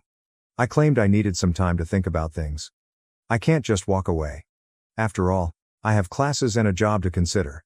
My parents insisted that I take at least 2 or 3 weeks off to help them because they really needed me right now. About everything, I'm torn. Part of me wants to see what I can do for Elena to make sure she's okay. Another side of me is selfish, allowing my parents to manage their golden child fully on their own. I'm not sure I can be of much help because they are more concerned with saving face than with addressing the root of the problem. Even today, I wonder if I should refuse to return home and care for my drug-addicted sister. Update 1. This story didn't appear like it was going to explode. It is taking some time to look through the hundreds of comments I have received. I wanted to clear up a few things. I don't hate Elena. Actually, I want to help her and genuinely care about her. However, because I have not spoken with my family in 3 years, I have experienced a level of serenity and stability that I did not have previously. I am concerned that reconnecting with Elena may allow my parents to re-enter my life as well. I honestly do not know for sure. If you're wondering, Elena could have been fighting with heroin addiction for years, possibly even before my parents discovered it. Clearly, Elena, the golden child, was praised and kept as the ideal daughter, frequently under intense pressure to maintain that image. This form of pedestal minimizes susceptibility and failure. Any failure, no matter how little, could have been devastating. If Elena believed her worth was solely determined by her accomplishments and how others perceived her, drugs could have developed over time as a coping mechanism for escaping the weight of those expectations or the fear of disappointing our parents. I become even more depressed when I think about my sister, who may have been suffering silently all along without my knowledge. She should have felt comfortable being honest with me earlier, before things got to this point. I would have wanted to be there for her, to help her get through it. It just makes me feel powerless.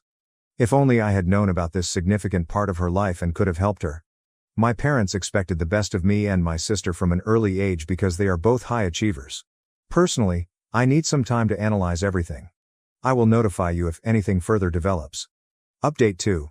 After considerable internal thought and encouragement from some of the comments I read, I decided to contact Elena. She is my sister, despite everything. As a result, I believed it was critical to hear from her directly rather than basing my decisions on my parents' interpretations of events. First, I texted her a short note asking if she wanted to chat. She responded some hours later, but only agreed to a phone call. When I finally spoke with her, the voice on the other end of the telephone seemed like a shadow of the sister I knew. Elena's tone was obviously weighted, softer, and more careful. She slowly revealed what she was going through. Elena stated that she had fought with addiction for several years. It began shortly after college, when she began working for her law business. She struggled to maintain that status at work by continually working harder than others to impress her supervisor in the hopes of receiving more credit or a promotion. She began to feel burned out after being the perfect, highly talented daughter for so long. Elena felt she couldn't stop, slow down, or get treatment because she had to live up to the expectations everyone had for her. When stress got unbearable, a friend recommended using recreational drugs to unwind. Before she knew it, what began as intermittent use had become into reliance. Elena also stated that she felt imprisoned for the longest time. She couldn't tell her parents she was struggling since she knew how they would react. She felt alone due to their obsessive attention to appearances and denial of anything that contradicted their narrative. She maintained the facade, acting as if everything was fine, even as she began to lose control. She couldn't hide the fact any longer, so she spiraled, lost her job, and depleted her savings. She wondered whether I was criticizing her as harshly as she was analyzing herself, and she expressed her embarrassment for even discussing this with me. It hurt my heart to hear her story. I'd never realized that the platform our parents had set her on was a prison rather than a privilege. She had been bearing the suffocating weight of being their golden child, whereas I had been dealing with the pain of being overlooked. Our parents' focus on control and favoritism had harmed each of us in different ways. There was no way I would have judged her. As a result, I expressed my regret that she had not communicated her feelings with me. My only regret is that I was not with her. Thank you for watching. If you haven't subscribed yet, please do so and hit the notification bell to stay updated with more shocking real-life stories happening around you. My rich mother-in-law, Karen, has treated me like a maid for many years. Now, I have stopped tolerating and prepared a perfect plan for revenge on her. Alex's words cut through the clatter of dishes like a keen scalpel. Alara, bring me some tea now. I halted, my hands dipped in soapy water. Hold on, I'm doing the dishes. What? His tone was incredulous and impatient. Stop that, and bring me the tea right away. Can't you obey simple commands? But, I began, only to be interrupted. What a useless wife you are. Make me some sweet coffee, said another voice. Mrs. Whitmore, my mother-in-law, spoke from the living room. She sat there, munching a slice of cake she had grabbed from the fridge, her eyes gleaming with malice. I sighed and looked at the stack of dishes. There are so many. Leave them for later. Just do what we say, useless wife, Alex's voice hissed, each syllable hurting. I was Alara, a 28-year-old working mother whose life felt more like a jail than a home. Married at 23, I had hoped for love and friendship, but instead found myself in the hands of Alex and his domineering mother. Our 4-year-old son was the only bright spot in an otherwise dark existence. We lived in Alex's parents' house, a decision foisted on me under the premise of caring for Mrs. Whitmore after my father-in-law died. Initially, I sympathized with her alleged anguish, but it quickly became evident that I was nothing more than a part in her cruel game of home oppression. Cooking, cleaning, and working just weren't enough. My attempts were treated with derision, and my meals were either left untouched or sharply ridiculed. The stir-fry is so half-hearted, Mrs. Whitmore would remark. Cook it properly from scratch. I'm busy and can only do simple things, I'd say, trying to maintain a calm voice. That's why I hate backtalk from my daughter-in-law, she quipped. Cook from scratch. Why don't you cook? You are a good cook, correct? I risked to react once and soon regretted it. Why would I do housekeeping with you here? She responded coldly and dismissively. Are you out of your mind? Their brutality grew with time, progressing from harsh words to a chilling quiet. They began to entirely disregard me, as if I were a ghost in my own home. My presence, which was previously underestimated, now appeared completely invisible. 5 years passed in this suffocating environment. Alex and I turned 35 and 33 respectively. Our son developed, but the unpleasant atmosphere in the house remained constant. My mother-in-law, now 63, appeared to thrive on my suffering. One evening, as I trudged home from work, a heavy revelation hit me. They saw my existence as meaningless. I was a shadow, unnoticed and unheard. The only voice that acknowledged me was my son's. The idea of losing even that minor recognition was agonizing. When I returned home, I started cooking right away, hoping to lift my spirits. I made mapo tofu, fried chicken, and a stir-fry with bell peppers and pork, attempting to bring some regularity to our dinner. Bring me the mayo, Alex said unexpectedly, breaking his long silence.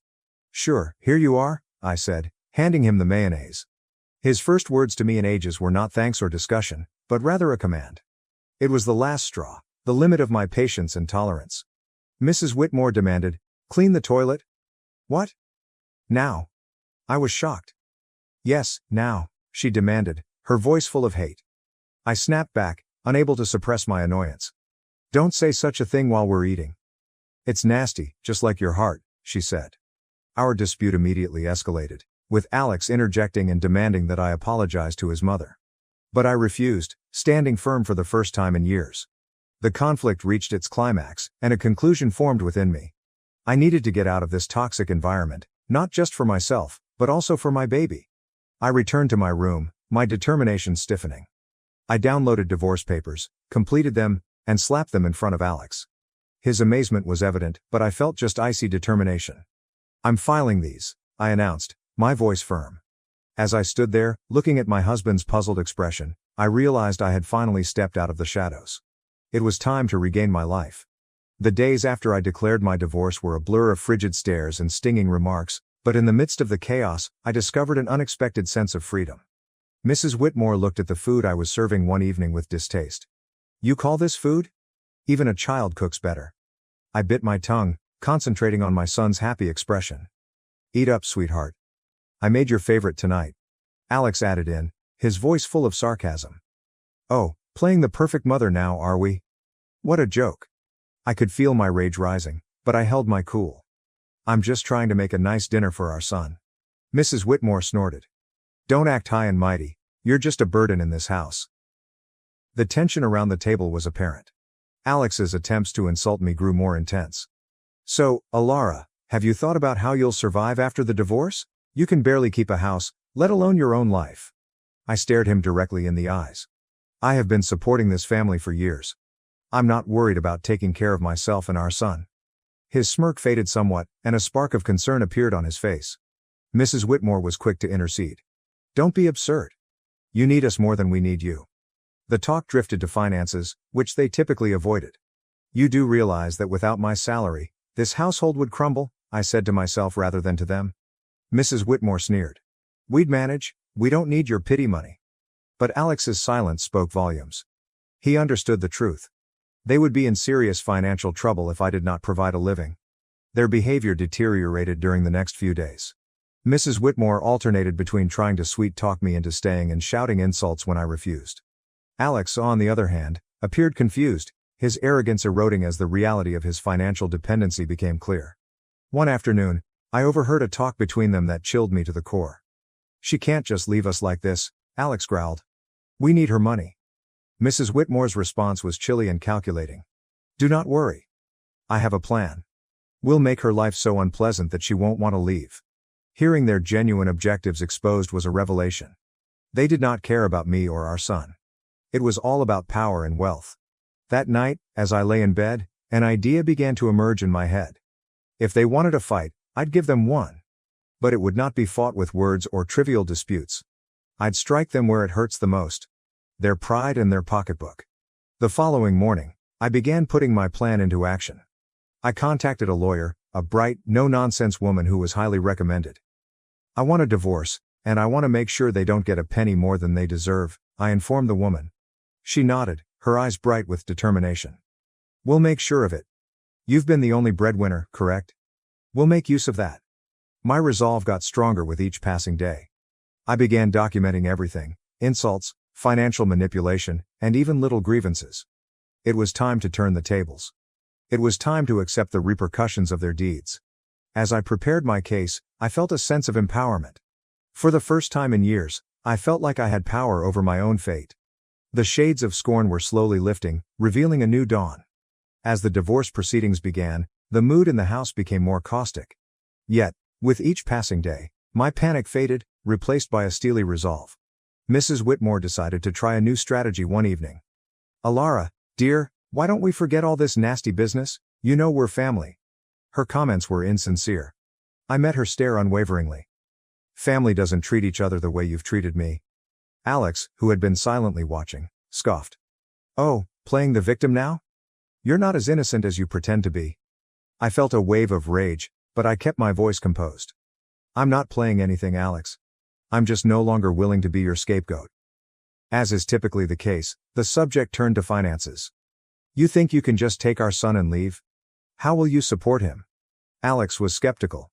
I grinned with a tiny, confident curl of my lips. "I've been supporting this family for years. I think I can manage."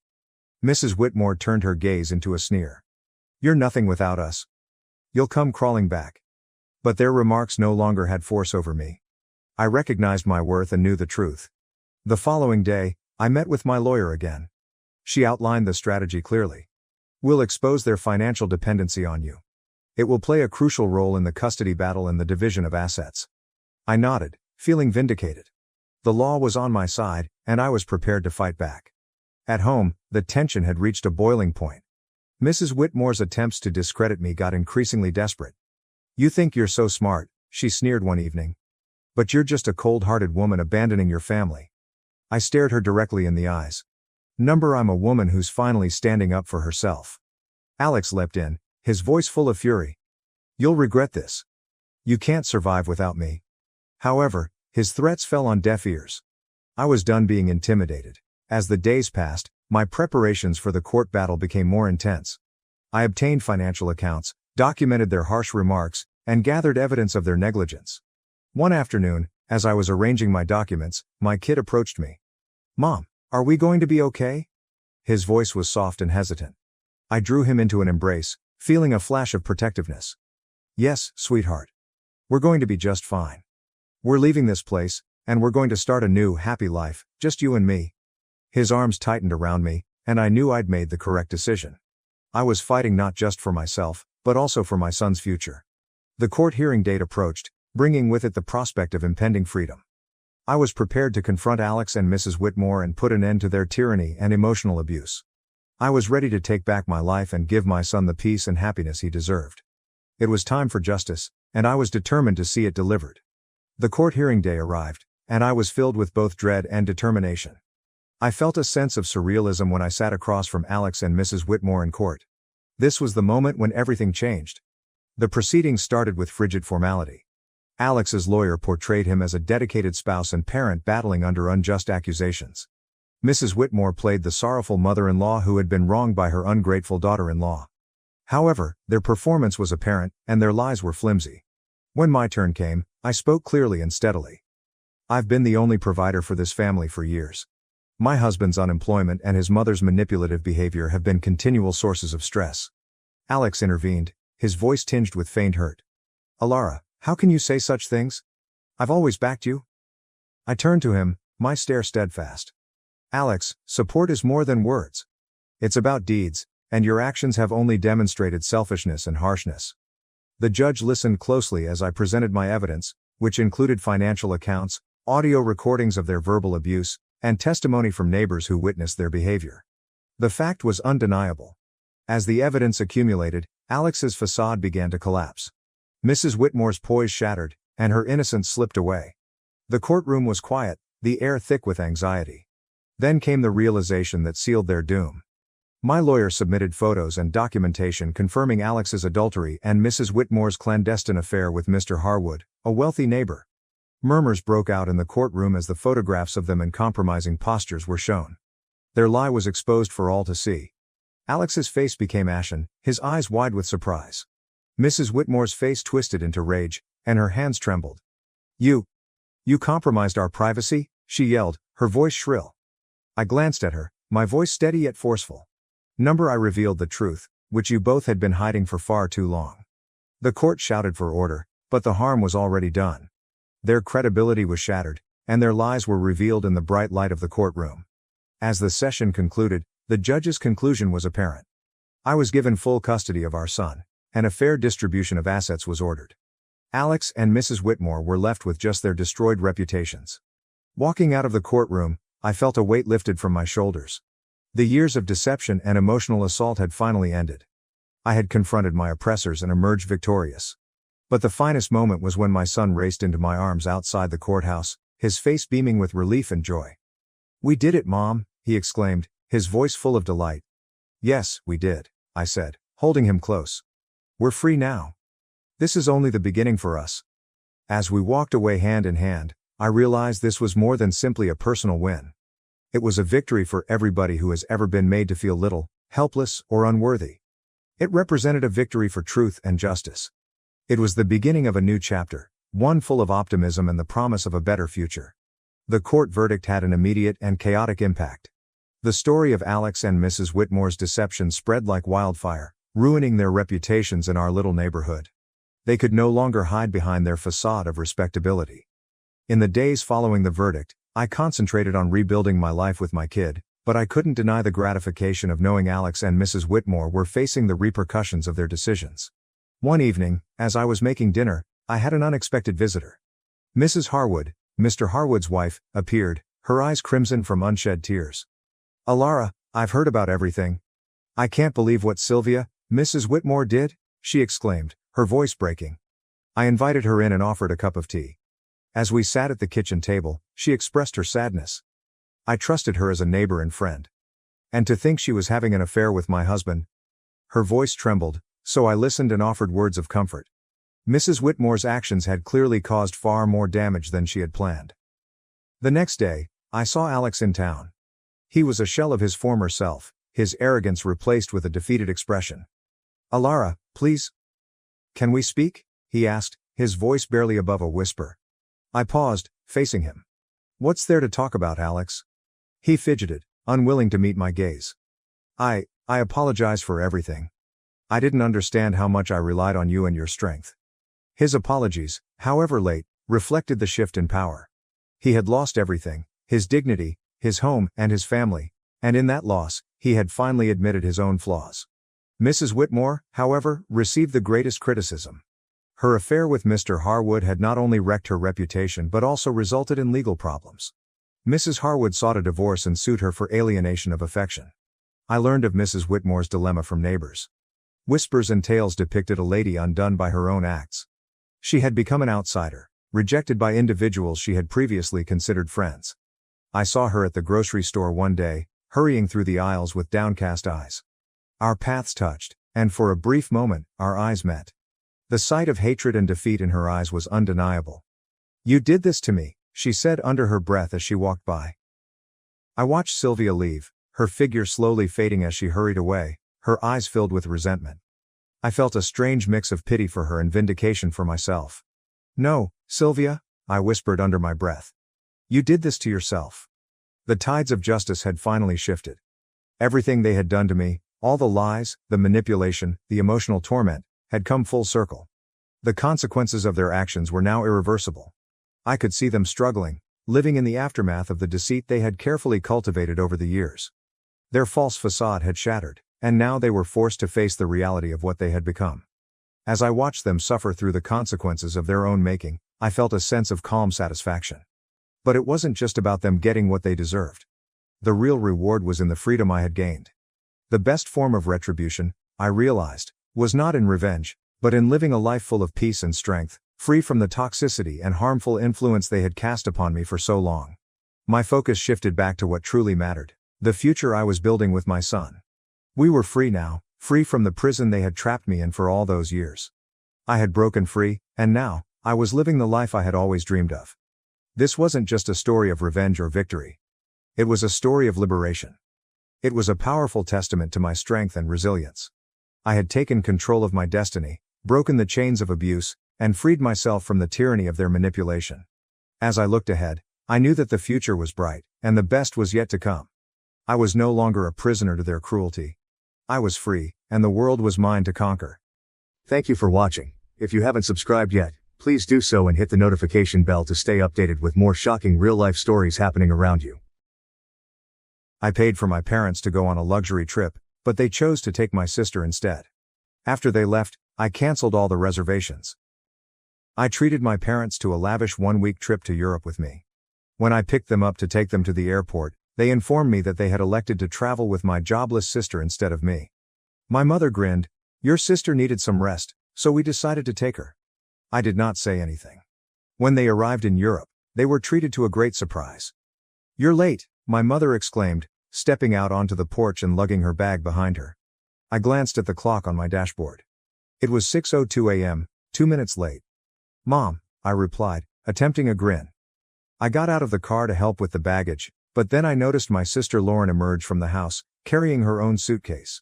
My smile froze. "What's going on?" I inquired, attempting to keep my voice calm.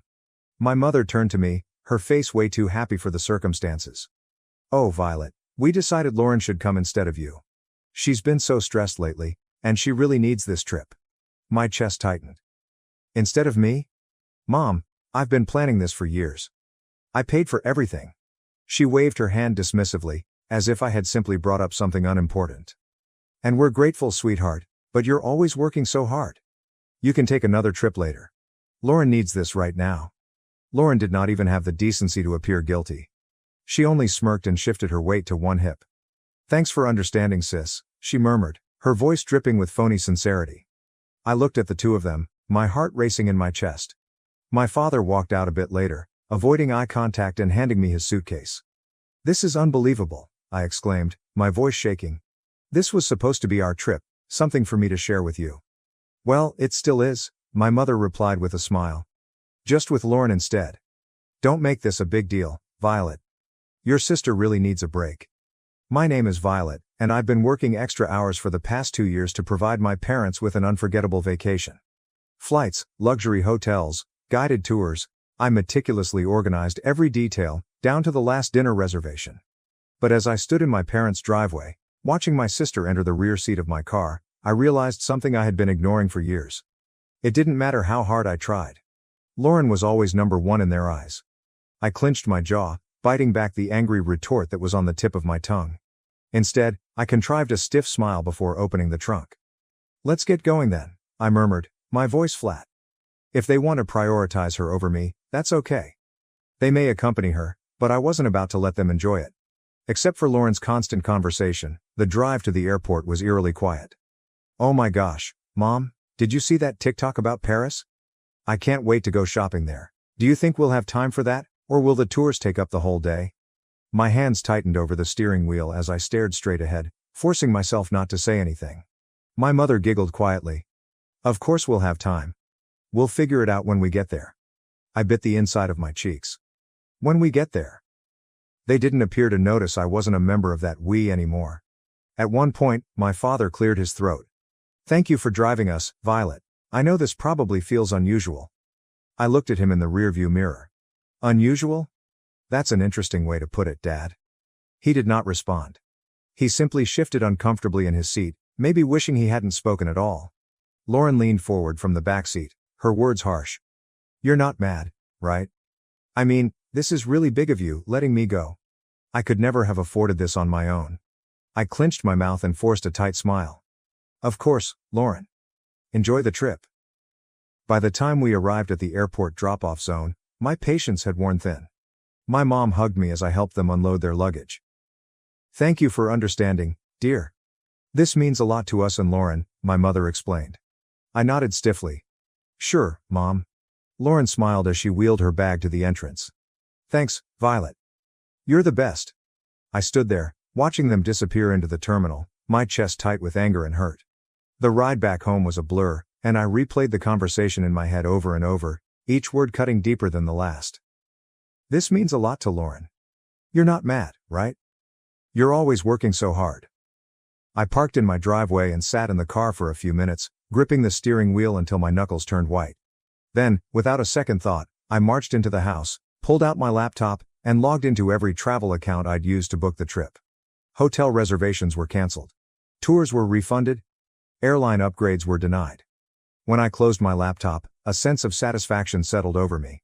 They could explain themselves to the front desk staff in Paris, and I was done being their doormat. The tightness in my chest began to ease as I stared at the confirmation emails piling up in my inbox. If they wanted to take Lauren instead of me, that was fine, but they would not be staying in 5-star hotels or taking private tours on my dime. The calls began as soon as their flight landed, and as I unpacked my suitcase, the one I'd packed so meticulously for a trip that was no longer mine, the irony was not lost on me. I hung up my clothes and neatly placed my shoes back on the rack. I groaned, picking up the phone and glanced at the screen, where my mother's name flashed along with multiple missed calls and texts. I unlocked the phone and read through the messages. Violet, what's going on? The hotel won't let us check in. The reservation is missing. Call me right away. Violet, this isn't humorous. Fix it now. I couldn't stop myself from laughing. Did they really expect me to sweep in and save the day after what they had done? The phone rang again, this time with a call from Lauren, and I let it ring until she left a voicemail. Violet, this is so petty, she said, her voice dripping with entitlement. We're stuck here because of you. You must contact the hotel immediately and resolve the issue. I rolled my eyes and deleted the voicemail without listening to the rest. I'd been their fixer for years, smoothing over every mistake and picking up the slack, but not anymore. I eventually decided to respond, if only to stop the torrent of calls. My mother's voice hit me like a tidal wave of hatred as soon as I picked up. Violet, what have you done? The hotel claims the reservation was canceled, and none of the trips are scheduled anymore. I let her yell for a bit before calmly responding, I canceled them. After a long, startled silence, she yelled, Why would you do that? Oh, I don't know, I responded, my tone tinged with sarcasm. Maybe because you chose to accompany Lauren on my trip. You're lucky that I drove you to the airport. We thought you'd understand, she snapped. Understand what? I inquired, my voice rising. Those years of saving and preparing were irrelevant because Lauren required a break.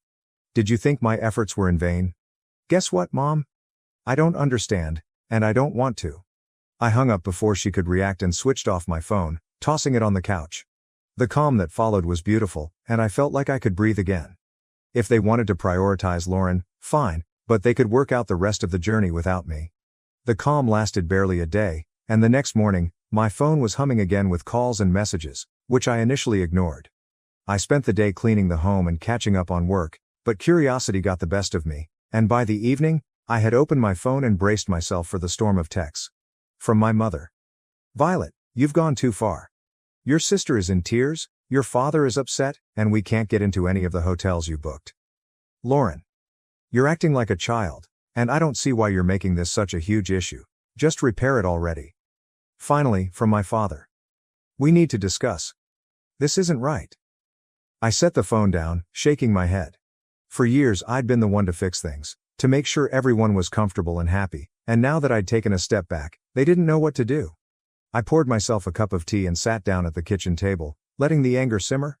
How dare they expect me to clean up their mess? How dare they act as if I was the one in the wrong? The next call arrived minutes later, and this time I answered. Violet, my mother said before I could respond. This isn't amusing anymore. We are stranded. Do you know how embarrassing this is? I took a leisurely sip of tea. Embarrassing? Do you think this is embarrassing? Try saving for years, organizing every detail, and then being told you aren't even going on the trip you paid for. Stop being dramatic, she said. Lauren needed this more than you. And now she can figure it out, I stated firmly. You have made your decision, Mom. You wanted to take Lauren instead of me, that's great.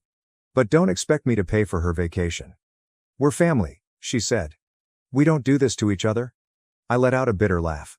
Funny, I was just thinking the same thing.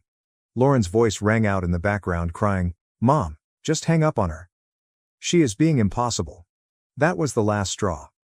Enjoy your trip, I said, my tone frigid. Oh, you can't, because it isn't your trip. That was my. And now it belongs to nobody. Goodbye. I hung up before she could respond and turned off my phone. For the rest of the evening, I felt an odd mix of anger and relief. Angry that they'd put me in this situation, but relief that I'd finally stood up for myself. They could call me dramatic all they wanted, but for the first time in my life, I wasn't going to let them take advantage of me. The following few days were blissfully quiet. With my phone turned off, I finally had space to think clearly, free of the barrage of guilt trips and accusations. I spent my mornings sipping coffee on my back porch, enjoying the calm I'd craved for so long. My afternoons were filled with work and catching up on little projects I'd been putting off. Things that reminded me how capable I was when I wasn't bogged down by their endless demands. But on the third day, curiosity got the better of me, and I turned on my phone to find over a dozen voicemails waiting for me, the first few of which were from my mother, who became increasingly upset with each one. "Violet, you should call me back right now. This has gone too far. I cannot believe you are doing this. You have embarrassed us. We are your parents. How could you treat us like this?" Then followed Lauren's messages, full of the same entitled tone she'd always used. "This is so petty, even for you. You are wrecking everything. Just fix it, Violet." Finally, my father's voice, lower but no less pointed. "Violet, I don't understand what's happened to you. Call us back so we can work this out." I paused before listening to my mother's final voicemail, which was lengthy and filled with frustration and exhaustion. "Violet," she said. "We are back at the airport now. The trip is destroyed, and I hope you are satisfied with yourself. Your sister is upset, and your father and I are beyond disappointed. Call us when you're ready to speak." I deleted the voicemails without responding because I wasn't prepared to talk, and I honestly didn't know if I ever would be. This wasn't a one-time error, it was the sum of years of them putting Lauren first and expecting me to accept it with a smile. As the hours passed, I reflected on all the times I'd been overlooked or dismissed, every holiday where Lauren's whims dictated the plans, every family gathering where my accomplishments were treated as afterthoughts. This trip had been the tipping point, but the cracks had been forming for years. Grace arrived abruptly that evening, carrying 2 cups of coffee and an evident air of inquiry. "I heard about what happened," she continued, placing the coffee on the table. "Your mom called me yesterday." Of course, she had. My mother was always adept at enlisting sympathizers to coerce me into obedience. "And?" I inquired, taking a sip. Grace shrugged, a sneaky smile forming on her face. "I told her you were probably busy and would get back to her when you were ready." I laughed and shook my head. "You're the best." "No, you're the best," she continued, her tone becoming more serious. "Because you finally stood up for yourself. I understand how difficult that is, Violet. Do not let them drag you back down." Her words stayed with me long after she departed. Grace was correct. I'd spent far too long bending over backwards to please people who didn't seem to care about my efforts. It was time to halt that cycle once and for all. By the weekend, I had a strange sense of clarity. The anger was still simmering beneath the surface, but it was joined by something I hadn't felt in years. Freedom. Freedom from their endless expectations. Freedom from being the family's fixer. Freedom to finally live on my own terms. But, as expected, the silence did not last long. It was Sunday afternoon when I received a phone call from my father, which I decided to answer. "Violet," he said, his voice heavy with exhaustion. "Your mother wanted me to call. She believes you will listen to me." "Go on," I murmured, reclining back in my chair. He sighed. "Look, things have gotten out of hand. Your mother is outraged, Lauren is enraged, and everything is simply a mess. But you are better than this." I stiffened, his words eliciting a new wave of rage. "Better than what, Dad? Stand up for myself? I refuse to let you walk all over me again." "That's not what I meant," he answered hurriedly. "It's just that you've always been the sensible one, the one who keeps everything together. This is not like you." I let out a short, bitter laugh. "You're correct. I'm not leaning over backwards to clean up your mess, which is unusual for me." He hesitated, and I thought he might finally understand my point of view, but then he replied, "You're punishing the entire family for one decision. Is that actually fair?" "Fair," I repeated, my voice rising. "You want to talk about fairness? Was it fair that you and Mom thought I wasn't significant enough to join the trip I had planned?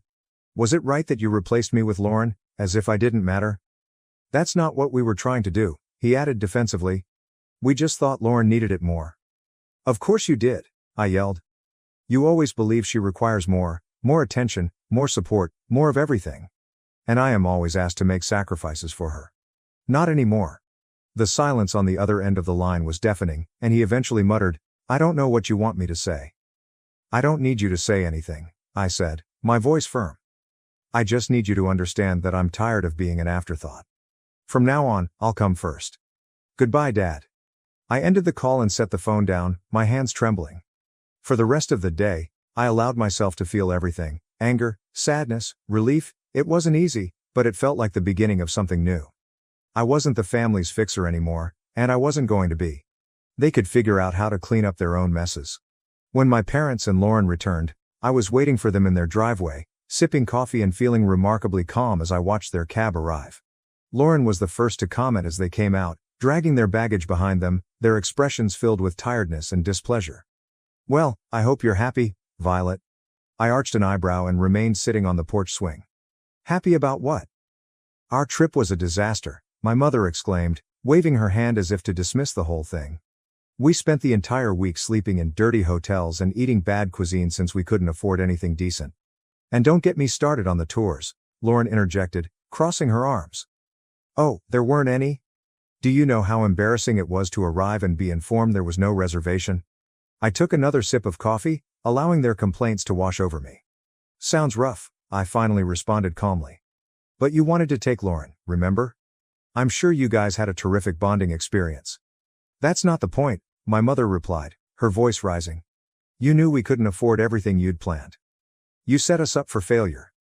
I stood up and placed my mug on the tiny table beside me.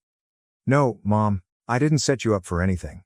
I planned a trip for the three of us, something unique that I had been saving for years. You are the ones who decided to cut me out at the last moment. My father eventually spoke up, his tone calmer but no less accusatory. You didn't have to cancel everything, Violet. That was extreme. Was that it? I asked, folding my arms. Why should I have paid for a trip to which I had not even been invited? If Lauren needed it so much, you should have organized it yourself. You're lucky I didn't cancel your return flight. Lauren rolled her eyes. You are so dramatic. It's only money, Violet. And you're so entitled, I shot back, my patience now fraying. Do you know how much effort and sacrifice went into preparing that trip? Or do you simply believe that things will emerge for you because someone else takes care of them? They stood there, surprised and silent for a time. I've spent years being the responsible one, I said, my voice steady but forceful. The one who fixes things, prepares things, and ensures everything works well. And you've spent just as long taking everything for granted. That's not fair, my mother began, but I intervened by raising a hand. No, Mom. What is unfair is the way you treated me. You chose Lauren above me, like you usually do. So I decided to stop being your doormat. You did not want me on the trip? Fine. But you don't get to reap the advantages of my hard work without me. I grabbed my bag from the porch swing and turned to leave. I'm glad you're safe, but don't expect things to return to normal. I'm finished. As I walked to my car, I heard them calling after me, their voices a mix of anger and guilt, but I didn't look back.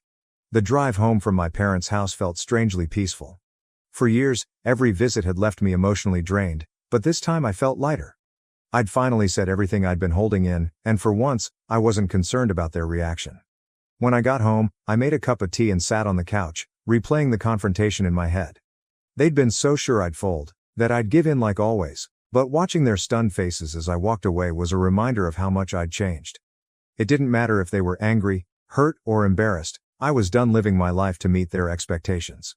The next day, Grace called me. How did it go? She inquired, not bothering with pleasantries. I laughed, leaning back against the kitchen counter. Just as you'd expect. They're outraged, Lauren is pouting, and Mom is probably attempting to guilt me back into line. Grace snorted. Let her try. You have a backbone now, and I'm here to keep it in place. I smiled, appreciative for her unfailing support. Thank you, Grace, I mean it. You've been my rock throughout this. Anytime, she responded, her voice softening. So, what's next for you now that you're no longer the family fixer? That question had been swirling in my head since the confrontation. What was next? For years, so much of my energy had been spent attempting to satisfy my family and earn their approval, but now that I'd let go of that burden, the choices felt endless, and a little terrifying. I don't know yet, I said. But I feel like I get to make the decision. Not them, nor anyone else. Just me. Sounds like the start of something amazing, Grace commented, her voice bright with a smile. Over the next few weeks, I started making small changes that felt big in their own way. I redecorated my living room, swapping out my parents' hand-me-down furniture for pieces that felt uniquely mine. I spent weekends exploring local cafes and parks, things I'd always wanted to do but never made time for. And I started journaling, writing down my thoughts and dreams without filtering them through the lens of what others might think. Each small step felt like I hadn't realized how much of myself I'd lost until I sat down one evening and opened the spreadsheet I'd used to plan the trip. The canceled reservations stared back at me, and I didn't feel a pang of regret, but rather a surge of determination. That money had been meant for a once-in-a-lifetime experience, and I wasn't going to let it go to waste. I closed the spreadsheet and opened a new browser tab and typed solo travel ideas. A few weeks after my parents' return, I booked a solo trip to Italy. It wasn't the same itinerary I'd planned for them, and it wasn't about proving a point anymore. This was for me, a chance to celebrate my independence and finally prioritize me. I had never traveled alone before, but as soon as I stepped out of the airport and into the bustling city, I knew I'd made the right decision. I spent my days wandering cobblestone streets, marveling at ancient ruins, and indulging in meals at charming little cafes. There was no schedule, no one else to consider. Just me and the freedom to do whatever I wanted. One afternoon, while sitting on the Spanish steps with a gelato in hand, I pulled out the journal I'd brought with me. For years, I'd written about what I wanted to achieve, but those dreams were always wrapped up in making someone else happy. Now, as I wrote, the focus shifted. Learn a new language. Start a small business. Travel to at least 5 more countries. The list grew, each goal a reflection of the life I wanted to create, not the one I'd been expected to live. On my last night in Florence, I had dinner at a small family-run restaurant overlooking the Arno River, and as I watched the sunset paint the sky in hues of orange and pink, I felt a deep sense of peace. This trip had been more than just a vacation. It was a turning point. I'd spent so much of my life trying to earn my family's approval, but here, thousands of miles away, I realized something important. I didn't need it. I was enough just as I was. When I returned home, my parents tried to reach out again, this time with softer tones and carefully worded messages. Hope you had a nice trip. One text from my mom read. Maybe we can all talk soon. I stared at the message for a moment before setting my phone down. I wasn't ready to respond, which was fine. This time, it would be on my terms, and I felt proud as I unpacked my luggage and displayed treasures on my shelves. A week after returning from my trip, my mother called, and this time I answered. Hi Violet, she said, her tone strangely soft. How was your trip? It was amazing, I said, keeping my tone neutral. That's nice to hear, she replied, hesitating as if to find the proper words. We've been thinking a lot about what occurred. Perhaps we handled things terribly. The admission astonished me, but I wasn't about to let her off the hook just yet. Poorly. You unexpectedly replaced me on a trip that I had planned and paid for. Poorly is an understatement. I know, she said. Your dad and I, we didn't realize how much it would hurt you. And Lauren? I asked. Does she feel awful too, or is she still blaming me for ruining her vacation? She's upset, says my mother. But I think she knows she could have handled things better. I sighed, resting against the counter. Mom, this wasn't just about the trip. It's been years of putting her first and expecting me to make up the difference. I am not doing it anymore. I understand, she answered after a time. We will strive to do better. We do not want to lose you. Her comment struck a chord deep within me, but I'd learned not to let guilt influence my decisions. I'm delighted to hear that, I answered. But it will take more than words to heal this. I want to see actual effort, not just apologies. You will, she told me. We'll give you the space you need, but I hope you'll let us back in someday. After the call, I had a combination of emotions, relief that they were finally admitting their behavior, and skepticism about whether they'd ever change. But when I sat down with my journal that evening, I understood something important. Whether or not they changed was not my duty. Over the following months, I maintained my strict boundaries, responding to their calls and texts when I felt like it, but not going out of my way to solve things or smooth over tensions. Instead, I focused on creating the life I want. I signed up for a photography class, something I'd always wanted to do but never had the time or energy for, joined a local hiking group, and even started planning my next solo trip. Each step felt like regaining another aspect of myself. One day, as I stood on my balcony watching the sunset, I realized how far I'd come. I wasn't the person who went above and beyond for people who didn't respect me. Instead, I was someone who valued herself, established boundaries, and wasn't scared to stand up for what she deserved. I felt completely liberated. Thank you for watching. If you haven't subscribed yet, please do so and hit the notification bell to stay updated with more shocking real-life stories happening around you. After 6 years of married, my wife proposed we open our marriage. So I filed for divorce and blocked her access to my $12,000 paycheck. I, 37, have been married to Sharon, 39, for 6 years and known her for 10. I serve in the Marine Corps as a logistics officer, and I am deployed for 6 to 7 months each year. My job pays well, approximately $120,000 with benefits and combat pay, which allows us to live comfortably. In 2014, we met through mutual acquaintances at a cookout. I was already in the Marines, and she was an elementary school teacher who earned around $45,000 per year. She seemed different from the other ladies I had dated. She understood the military lifestyle because her father had served for 25 years.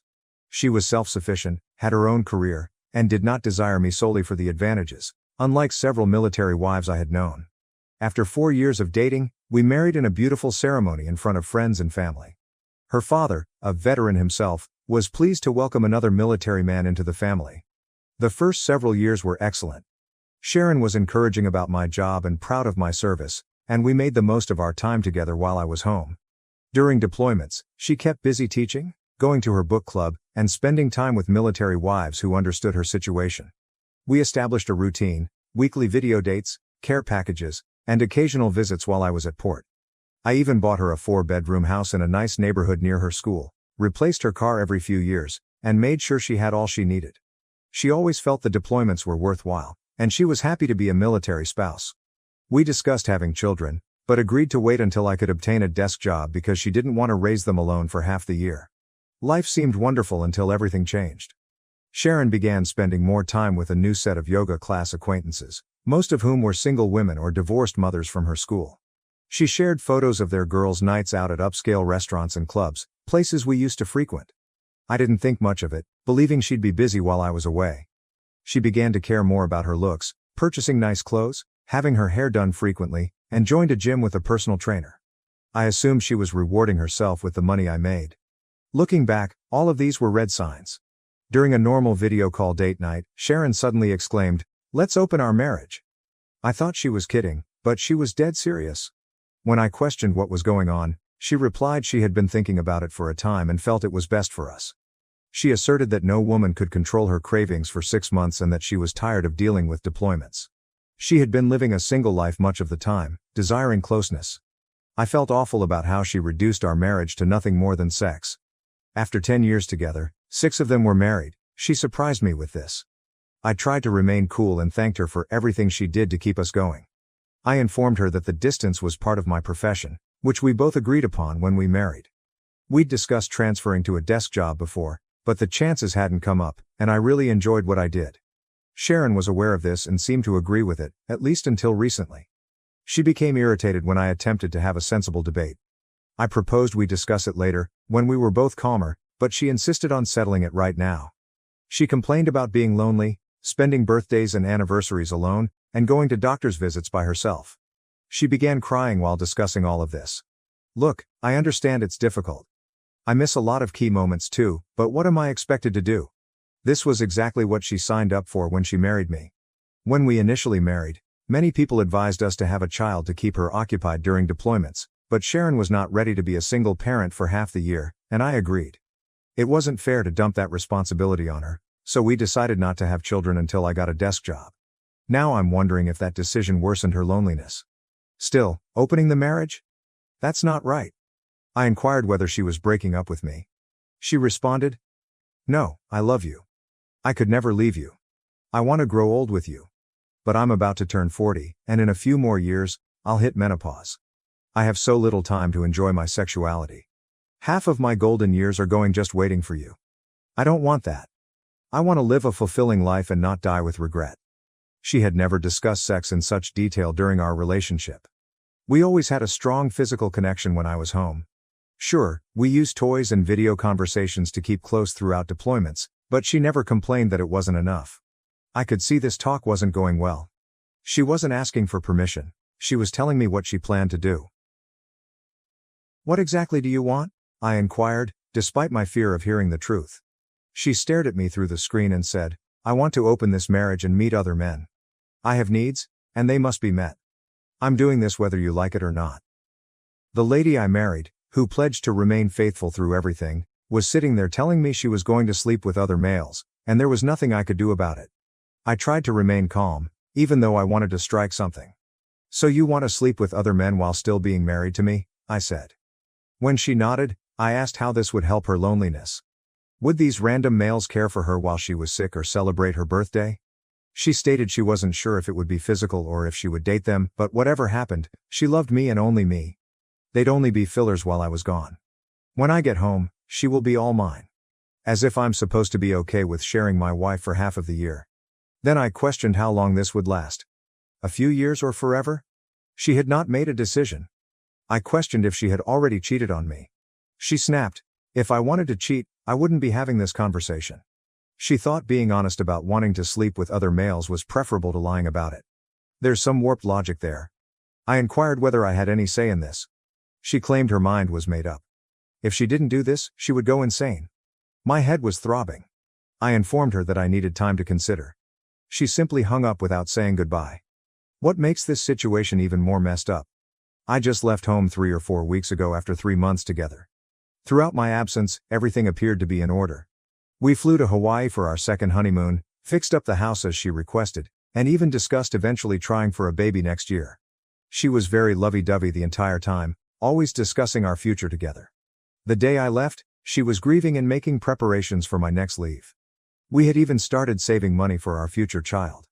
I was looking for opportunities at the nearby base so I could spend more time at home. That's how committed we were to starting a family. When I inquired the next day why she didn't bring it up while I was there, she stated she didn't feel the need for other males around me. That's when something clicked. She's undoubtedly met someone at her new gym or through those single buddies. The timing was quite convenient. Just before I left, she highlighted a new personal trainer at her gym who was really inspiring and had been giving her extra attention. I didn't think much of it at the time, but the way she pushed for it shortly after I left made it seem planned. Part of me wanted to believe it was just about loneliness, but I'm not that gullible. My friend Mike went through something similar last year. His wife requested an open marriage during his deployment, but it found out she was already dating someone. They are now divorced. I questioned Sharon again if this was really what she wanted, if she had considered what it would mean for us and our future plans. She replied yes without hesitation, as if the 3 months we spent planning our lives together mattered nothing. I decided to really push her on the details. Not because I was considering it, but to understand her faulty logic. I inquired about the setting. Could I see other women? How would we handle the money? Her response demonstrated how selfish this whole situation was. She claimed she hadn't considered that far ahead. She merely wanted someone to look after her needs while I was away, but when I returned, it would be just us two. She stated I could try stuff on port days, but I couldn't see other ladies at home because she would be there. According to her excellent idea, we'd see how it goes, and possibly end the marriage once she'd finished exploring. I had had enough. Look, this isn't what I signed up for. I wanted a monogamous marriage, but since you've made up your mind, I won't stop you. Just remember, I'm not going to sit here and take it. There will be consequences. She had the audacity to ask what I was going to do about it. I quietly informed her. First, she'd have to cover her own expenses. No more money in our joint account. Second, we'd sever all communication. I didn't want calls or texts when she was occupied with her business. Third, I might start seeing other women, with no restrictions from her. She laughed and said she knew I'd come along, that she was excited, and that it would be enjoyable. Then she said, I know you won't go too far. How can you leave such a ravishing beauty? And began removing her clothes. I shut that down quickly. My conditions begin today. Have fun. Then I hung up. That was it. I stopped caring about her. She attempted to reach out, but I ignored everything. She began uploading obvious date night and vacation shots without revealing the guys. But come on, a hot tub selfie with rose petals, candles, and 2 wine glasses? It's not hard to figure out what's happening. Her sister texted to ask if I knew what Sharon was doing. I told her straight out, Sharon started the marriage without my permission because she is lonely between her legs. Sharon blew up my phone after that, but I didn't care. My next shore leave begins next week. I already have my brother looking for an apartment. I told him and my parents the entire story. I also hired a lawyer to begin work on my case. I am not hurrying anything. I want to do this right and aim to make her regret her decisions. I will provide an update during my absence or when I return. If you've read this far, I appreciate it. Update 1. I need to address something quickly before getting into what happened. Everyone seems to sympathize with military women. Poor thing has to live alone, even though she's married. Or, what about her needs? And so on. Then they stare at me as if I'm the terrible guy for not understanding her circumstances. Yes, everything people say about it being difficult is correct, but nobody compelled her to marry me. She lives in our 4-bedroom house with a pool, which she could never afford as a teacher's salary. She drives a new BMW I bought for Christmas last year, carries Louis Vuitton luggage, and wears a Cartier watch that costs more than her monthly salary. Every summer, we take a vacation in Europe or the Caribbean. She has her hair done at luxury salons, attends yoga retreats, and never has to worry about bills. But it's funny how no one discusses these privileges when they're feeling sorry for her. She was living like a queen on my wages and complained about being lonely. Let me tell you something, keeping faithful isn't easy for us either. We travel across the world, stop at various ports, and have access to almost any luxury we desire. At the harbor, beautiful women are throwing themselves at soldiers in uniform. The majority of them do not care if you are married. My friends joke that I could have a girlfriend in every country if I wanted, but I've always remained faithful since that's what marriage means to me. Some of us continue to be faithful to our wives, but no one recognizes our efforts. They just presume that all military personnel cheat. Now for what transpired during my leave. I did not return to our residence. I couldn't bear the thought of being in the same bed as her other male partners. My brother had secured me an apartment in one of the town's new luxury towers. I spent the first few days with him and his family. My sister-in-law was upset when she learned what Sharon did. They used to be good friends. I brought my niece and nephew camping for the weekend, something I'd been promising them for years. The kids were asking where Aunt Sharon was, and I felt terrible having to make up explanations. Then I spent time with my parents in our hometown and caught up with old acquaintances, all of whom claimed they had never trusted Sharon. I shared everything on social media, not to be petty, but to show her that I wasn't sitting around depressed without her. My shore leave usually consists of these high-profile military parties, fancy gatherings held at 5-star hotels that Sharon always enjoyed attending. Not everyone is invited to these events. It's largely top commanders and their wives, politicians, and prominent citizens in town. These parties were significant for her social standing. She enjoyed showing off her beautiful outfits and attracting attention. I made sure to publish a lot of photos, including ones of female coworkers who are far more successful than her, doctors, lawyers, and company owners. When people inquired about Sharon, I just told them the truth. She wanted an open marriage to screw about while I was gone. Word traveled quickly in our community, and all the military ladies who used to kiss her ass began unfriending her. When she first saw my family photos online, she simply texted me, asking where I was staying and why I wasn't at home. Then she switched to, "Okay, I'll give you space. I'll wait for you," as if she was doing me a favor. However, when she saw the party photos, she lost it. She began contacting me about how I abandoned her, wondering if we hadn't agreed to be normal. When I got home, she started messaging me at 2 a.m. about how much she missed our life together and how all these other guys didn't matter. I did not respond to any of it. After months of silence, I eventually said, "I never agreed to this. You did what you wanted. Now I'm doing what I want." She responded with some gibberish about waiting for me to come back when I'm done, as if I were a child acting out. She truly believed she could simply stop our marriage while she had her pleasure and then resume when she was finished exploring. A few months later, she contacted me, expressing a need to discuss the terms of our open marriage, as if we could sit down over coffee and arrange when she could cheat. I shut it down quickly. Do whatever you want. I'm not playing this game. My lawyer told me to make a record of all these communications since they would be useful in the divorce. Then she saw me living my best life and sent me emails saying, "Let's go back to normal, I'm done with this," as if she could simply flick a switch and everything would be fine. She wrote a lengthy email about how she made a mistake, how none of these other guys made her feel the same way I did, and how she recognized what she was missing. She stated that she would do anything to save our marriage. I simply said, "Ha," and went on with my day. My mother, who hasn't spoken to Sharon since this incident, said it best. She didn't expect you to choose your dignity over her. Sharon unexpectedly dropped by my apartment one day. I have no idea who told her where I lived. I only shared my address with close family and a few trusted pals. Someone must have snitched, but I don't want to know who at this time. I was getting ready to go for a workout when I heard a knock. She looked totally different from when I left. She had lost weight, colored her hair blonde, and was wearing a tight outfit she had never worn before. She stood there, nervous, and asked why I wasn't staying at our house. I told her straight out that I had no intention of living with someone who disrespected our marriage. She didn't like that response at all. "I thought we could figure this out," she replied, as if we were having a little argument over which color to paint the kitchen. I just looked at her and said, "You made your choice. Now I'm making mine." She burst into tears and told me how everyone in our social circle was ignoring her. None of my friends' spouses spoke to her anymore. These were women who used to be her best pals. They'd go shopping together, take spa days, and organize dinner parties. They wanted nothing to do with her. All those lavish parties she enjoyed, nobody invited her anymore. It turns out that being known as the wife who started her marriage while her spouse was deployed has a negative impact on your social status.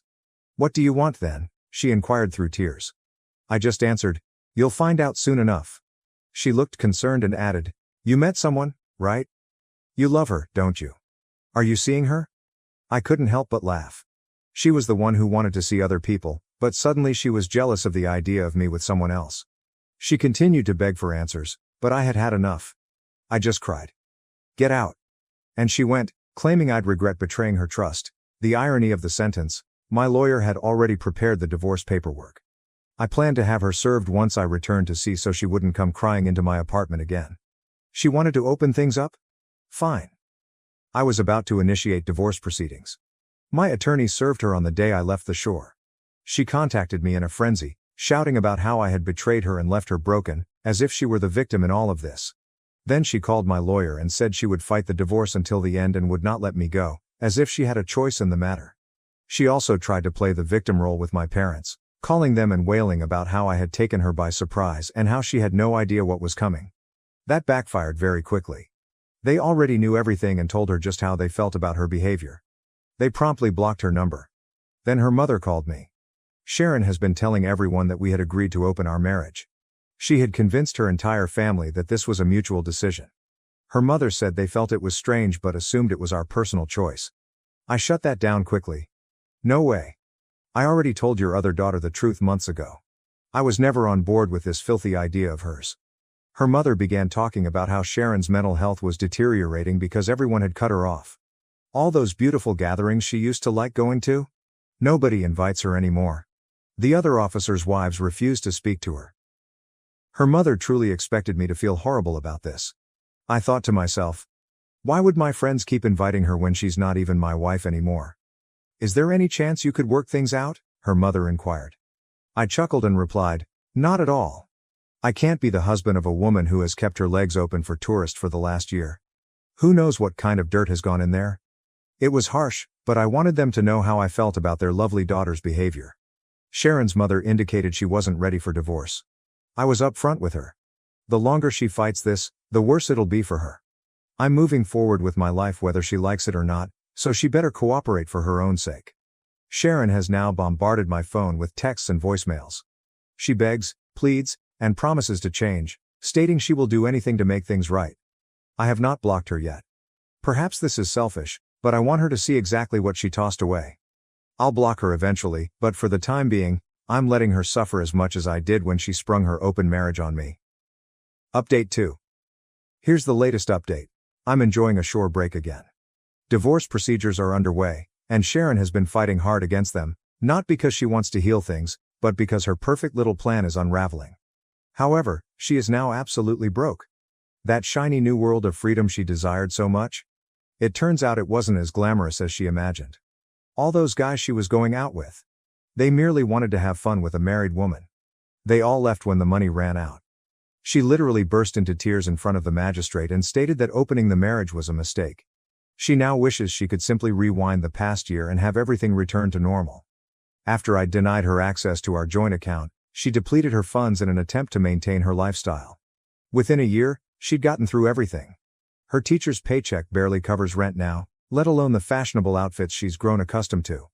That's the problem about living large. Once you're acclimated to it, there's no turning back. When she first disclosed the marriage and I withdrew my money, she assumed it was only temporary.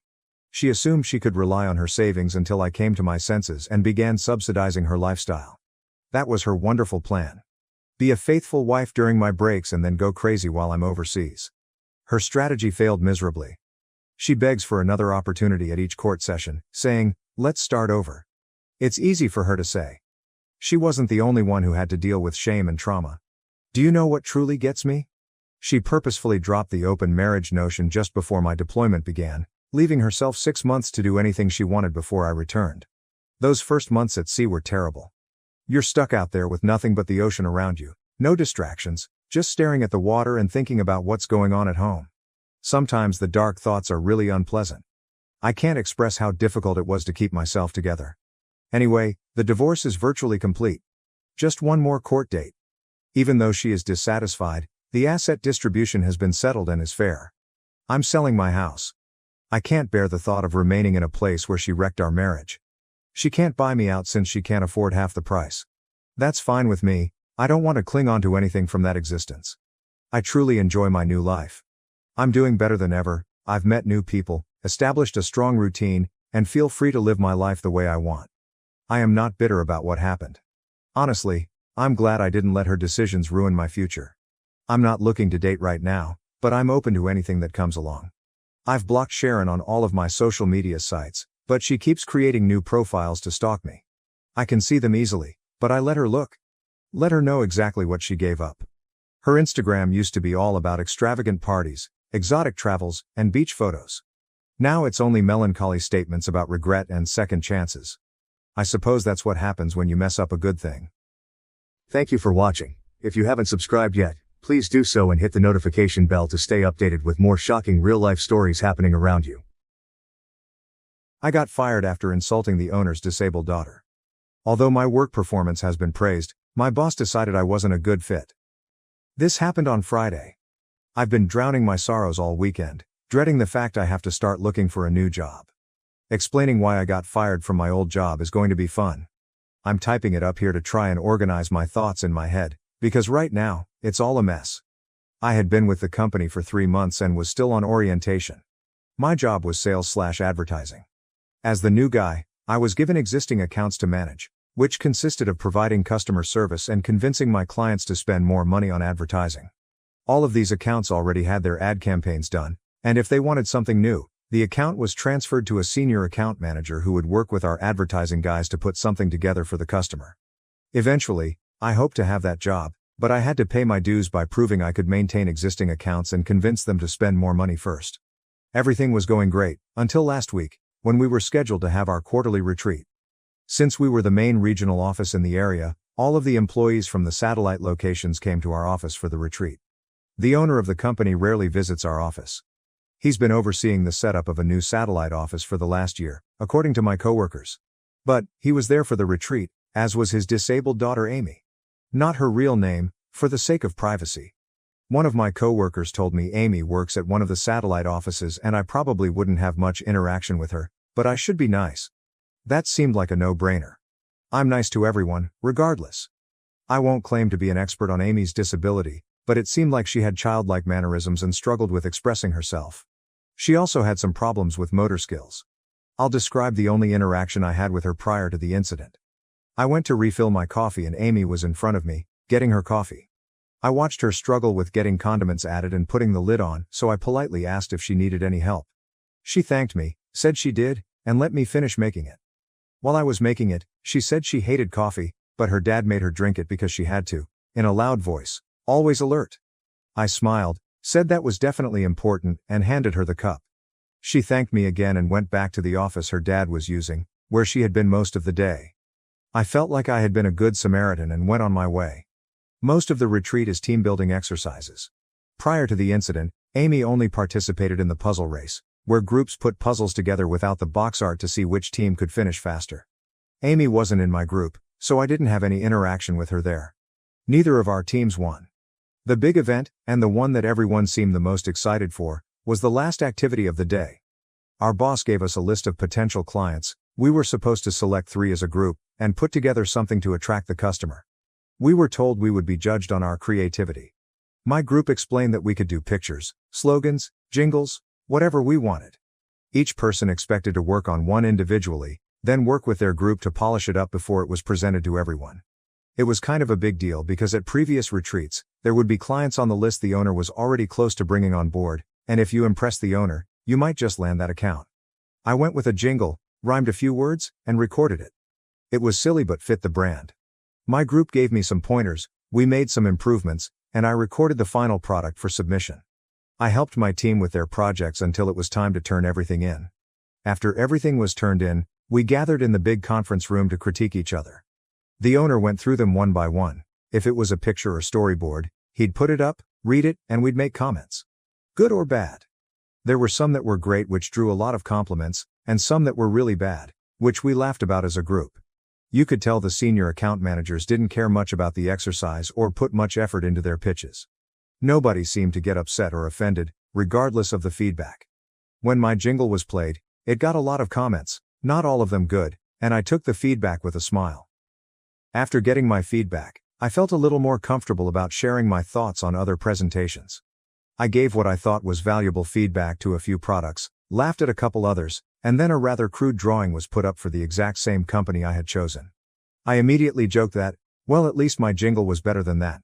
Did a 3-year-old draw it? And laughed. To absolute silence. I was really confused because plenty of people had made jokes and everyone laughed. Instead, a few people looked at me like I was disgusting and the owner said, well, if you don't have anything nice to say, keep it to yourself maybe?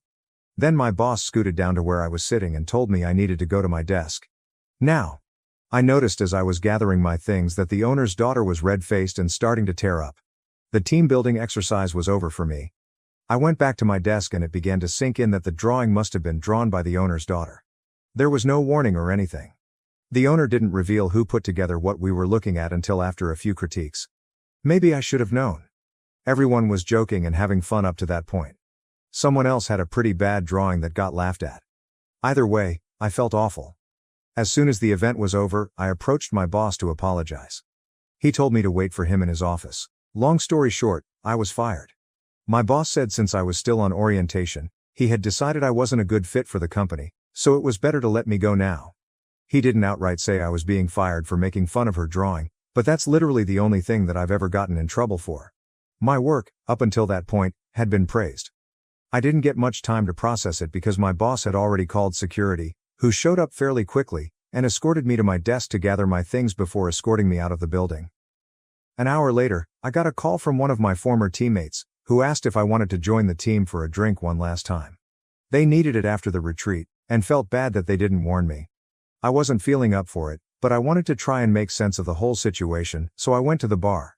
In the back of my mind, I was thinking that since I'm about to start looking for a new job, a few references from former coworkers wouldn't be bad since I definitely won't be getting one from my boss or the owner of the company after everything that happened. The team explained that Amy comes to all of these retreats, and she always does some crude drawing like that. Everyone just sort of knows to say nice things about it and move on. One of my teammates said that once you've seen one of her drawings, you know what to look for. Well, I didn't, and nobody warned me. I started to get pretty upset that this was a known thing and everyone knew but me, but what could I do? I had already fucked up and it cost me my job. The team also shared more about Amy. Apparently she works at one of the satellite offices but doesn't really do anything. The people in charge of the office try to come up with stuff for her to do because she gets upset when she's bored. The team said the way the people who worked there described it, they were basically her babysitter so she wouldn't bother her dad all day when he spent most of his time there, and after he moved on to establish the new satellite office, he didn't take Amy with him because she liked all the friends she had at that office. They also said that her dad had harassed a few single guys at the office to take her on dates, which seemed pretty damn HR inappropriate. But he does own the company. My team said Amy desperately wants a boyfriend and wants to get married, which she talks about all the time. The consensus seemed to be that there's no way she actually understands how relationships or marriage works, and her dad probably put this idea in her head to begin with. One of my teammates joked that it wasn't a bad deal, because whoever married her would inherit the company since she is the old man's only kid. I wasn't really in the mood for jokes at that point after losing my job over one, so I told them I needed to go. The only good thing is my former team members did say they would gladly give me a reference if I needed it, since they felt so bad about not telling me about the Amy situation to begin with. Oh, and the cherry on top? Amy sent me a Facebook friend request over the weekend. I haven't accepted it. I already upset her and it cost me my job. Part of me wants to accept it, apologize, and block her, but I'm not sure I'm ready for that either. I'm going to take a few days to get myself together and then get my resume out there. Edit. After reading all of the replies, including quite a few DMs, and talking with a close friend, I've decided that I'm going to accept the friend request. I'll do an update if there's any sort of conversation. I plan to open with an apology. If she replies, great. If she doesn't, then at least I will have a clear conscience knowing I've done the right thing. Update. If you saw my first post, you know that I got fired because I accidentally made a joke at the expense of the company owner's disabled daughter Amy. During the last team building event of the day, we were pitching ideas for accounts, which included everything from jingles, my pitch, to storyboards to slogans to drawings. A lot of senior account managers were phoning it in, and people were making jokes about their work, which had a lot of people laughing. I got some jokes about my pitch, and got a little overconfident, so when a crude drawing went up for the same account I did my jingle for, I made a joke about it. The joke was, well, at least my jingle was better than that. Did a 3-year-old draw it? My joke was met with stone-cold silence, and a very negative reaction from the owner of the company. What my coworkers had failed to tell me was that Amy usually submits a crude drawing, which is a lot of work for her due to her issues, and everyone knows to say a few nice things and move on. I was new and wasn't informed, so my ignorance and inappropriate response cost me my job. After meeting with my team at a bar to begin the process of drowning my sorrows, I got a friend request from Amy on Facebook. That brings us to the update. First of all, thank you to everyone who made me laugh. The first time someone joked about me accepting the friend request, marrying Amy, and taking my revenge by inheriting the company made me uncomfortable.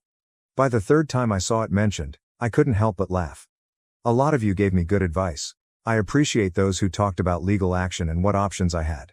Unfortunately, I was still on orientation with my company, which is like a probationary period. During that time, they can let me go for any reason.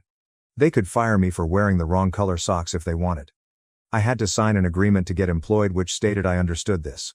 There's literally nothing I can do, legally. At the end of the day, I decided to go have some drinks with a good friend, talk things out, and see what he would do. Dave's been my best friend since we were in elementary school. We've probably spent more time together than some actual brothers.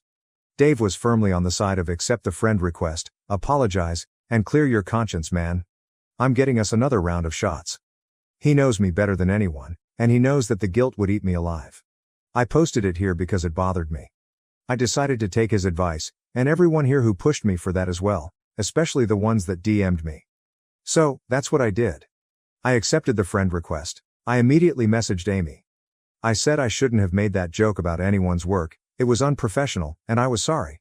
It took her a while to respond, but when she finally did, she thanked me for my apology, but said she sent me the request because she wanted to apologize since I lost my job over it. I said she didn't owe me an apology, and there was another long pause before she asked if she could copy-paste something to me. I wasn't sure what it was, but said she could.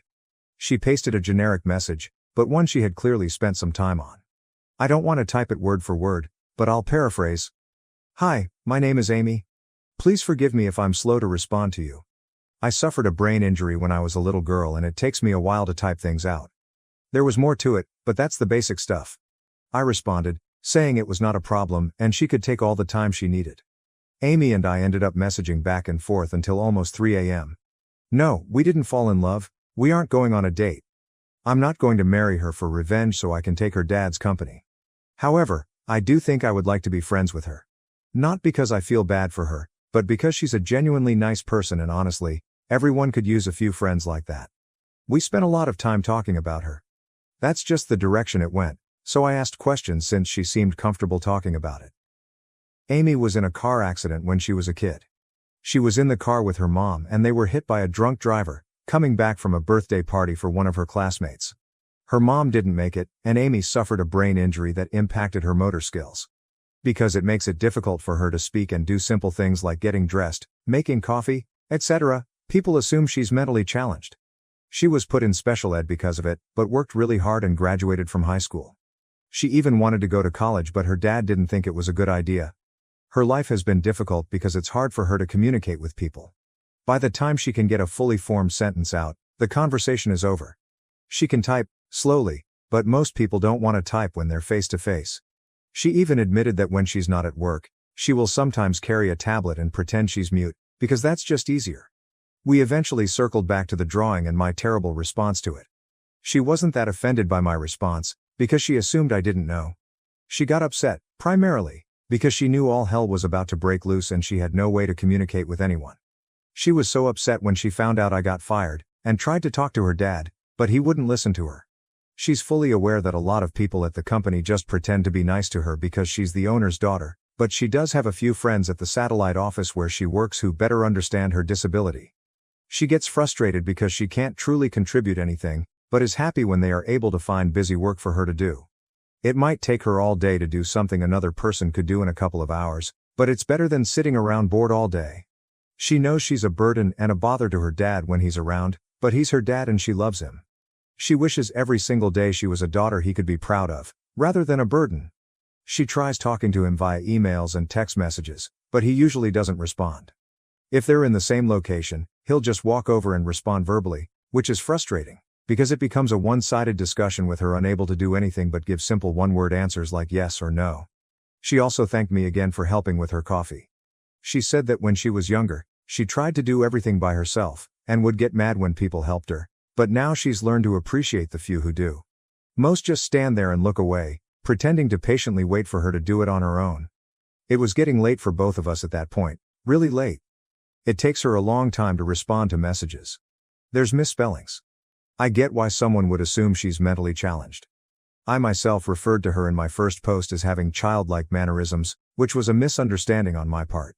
When she tries to force words quickly or emphasize something, she gets really loud, which makes her sound like an excited toddler rather than an adult trying to have a conversation. We ended our talk last night agreeing to talk again sometime. She asked if I had watched the first episode of House of Dragon yet, which I have, and she asked if I'd like to talk about it after she watched it. I told her I'd love to. So that's it, that's the update. Sorry to those who expected me to steal her dad's company. I'm definitely not doing that. Talking to Amy did make me feel a lot better though.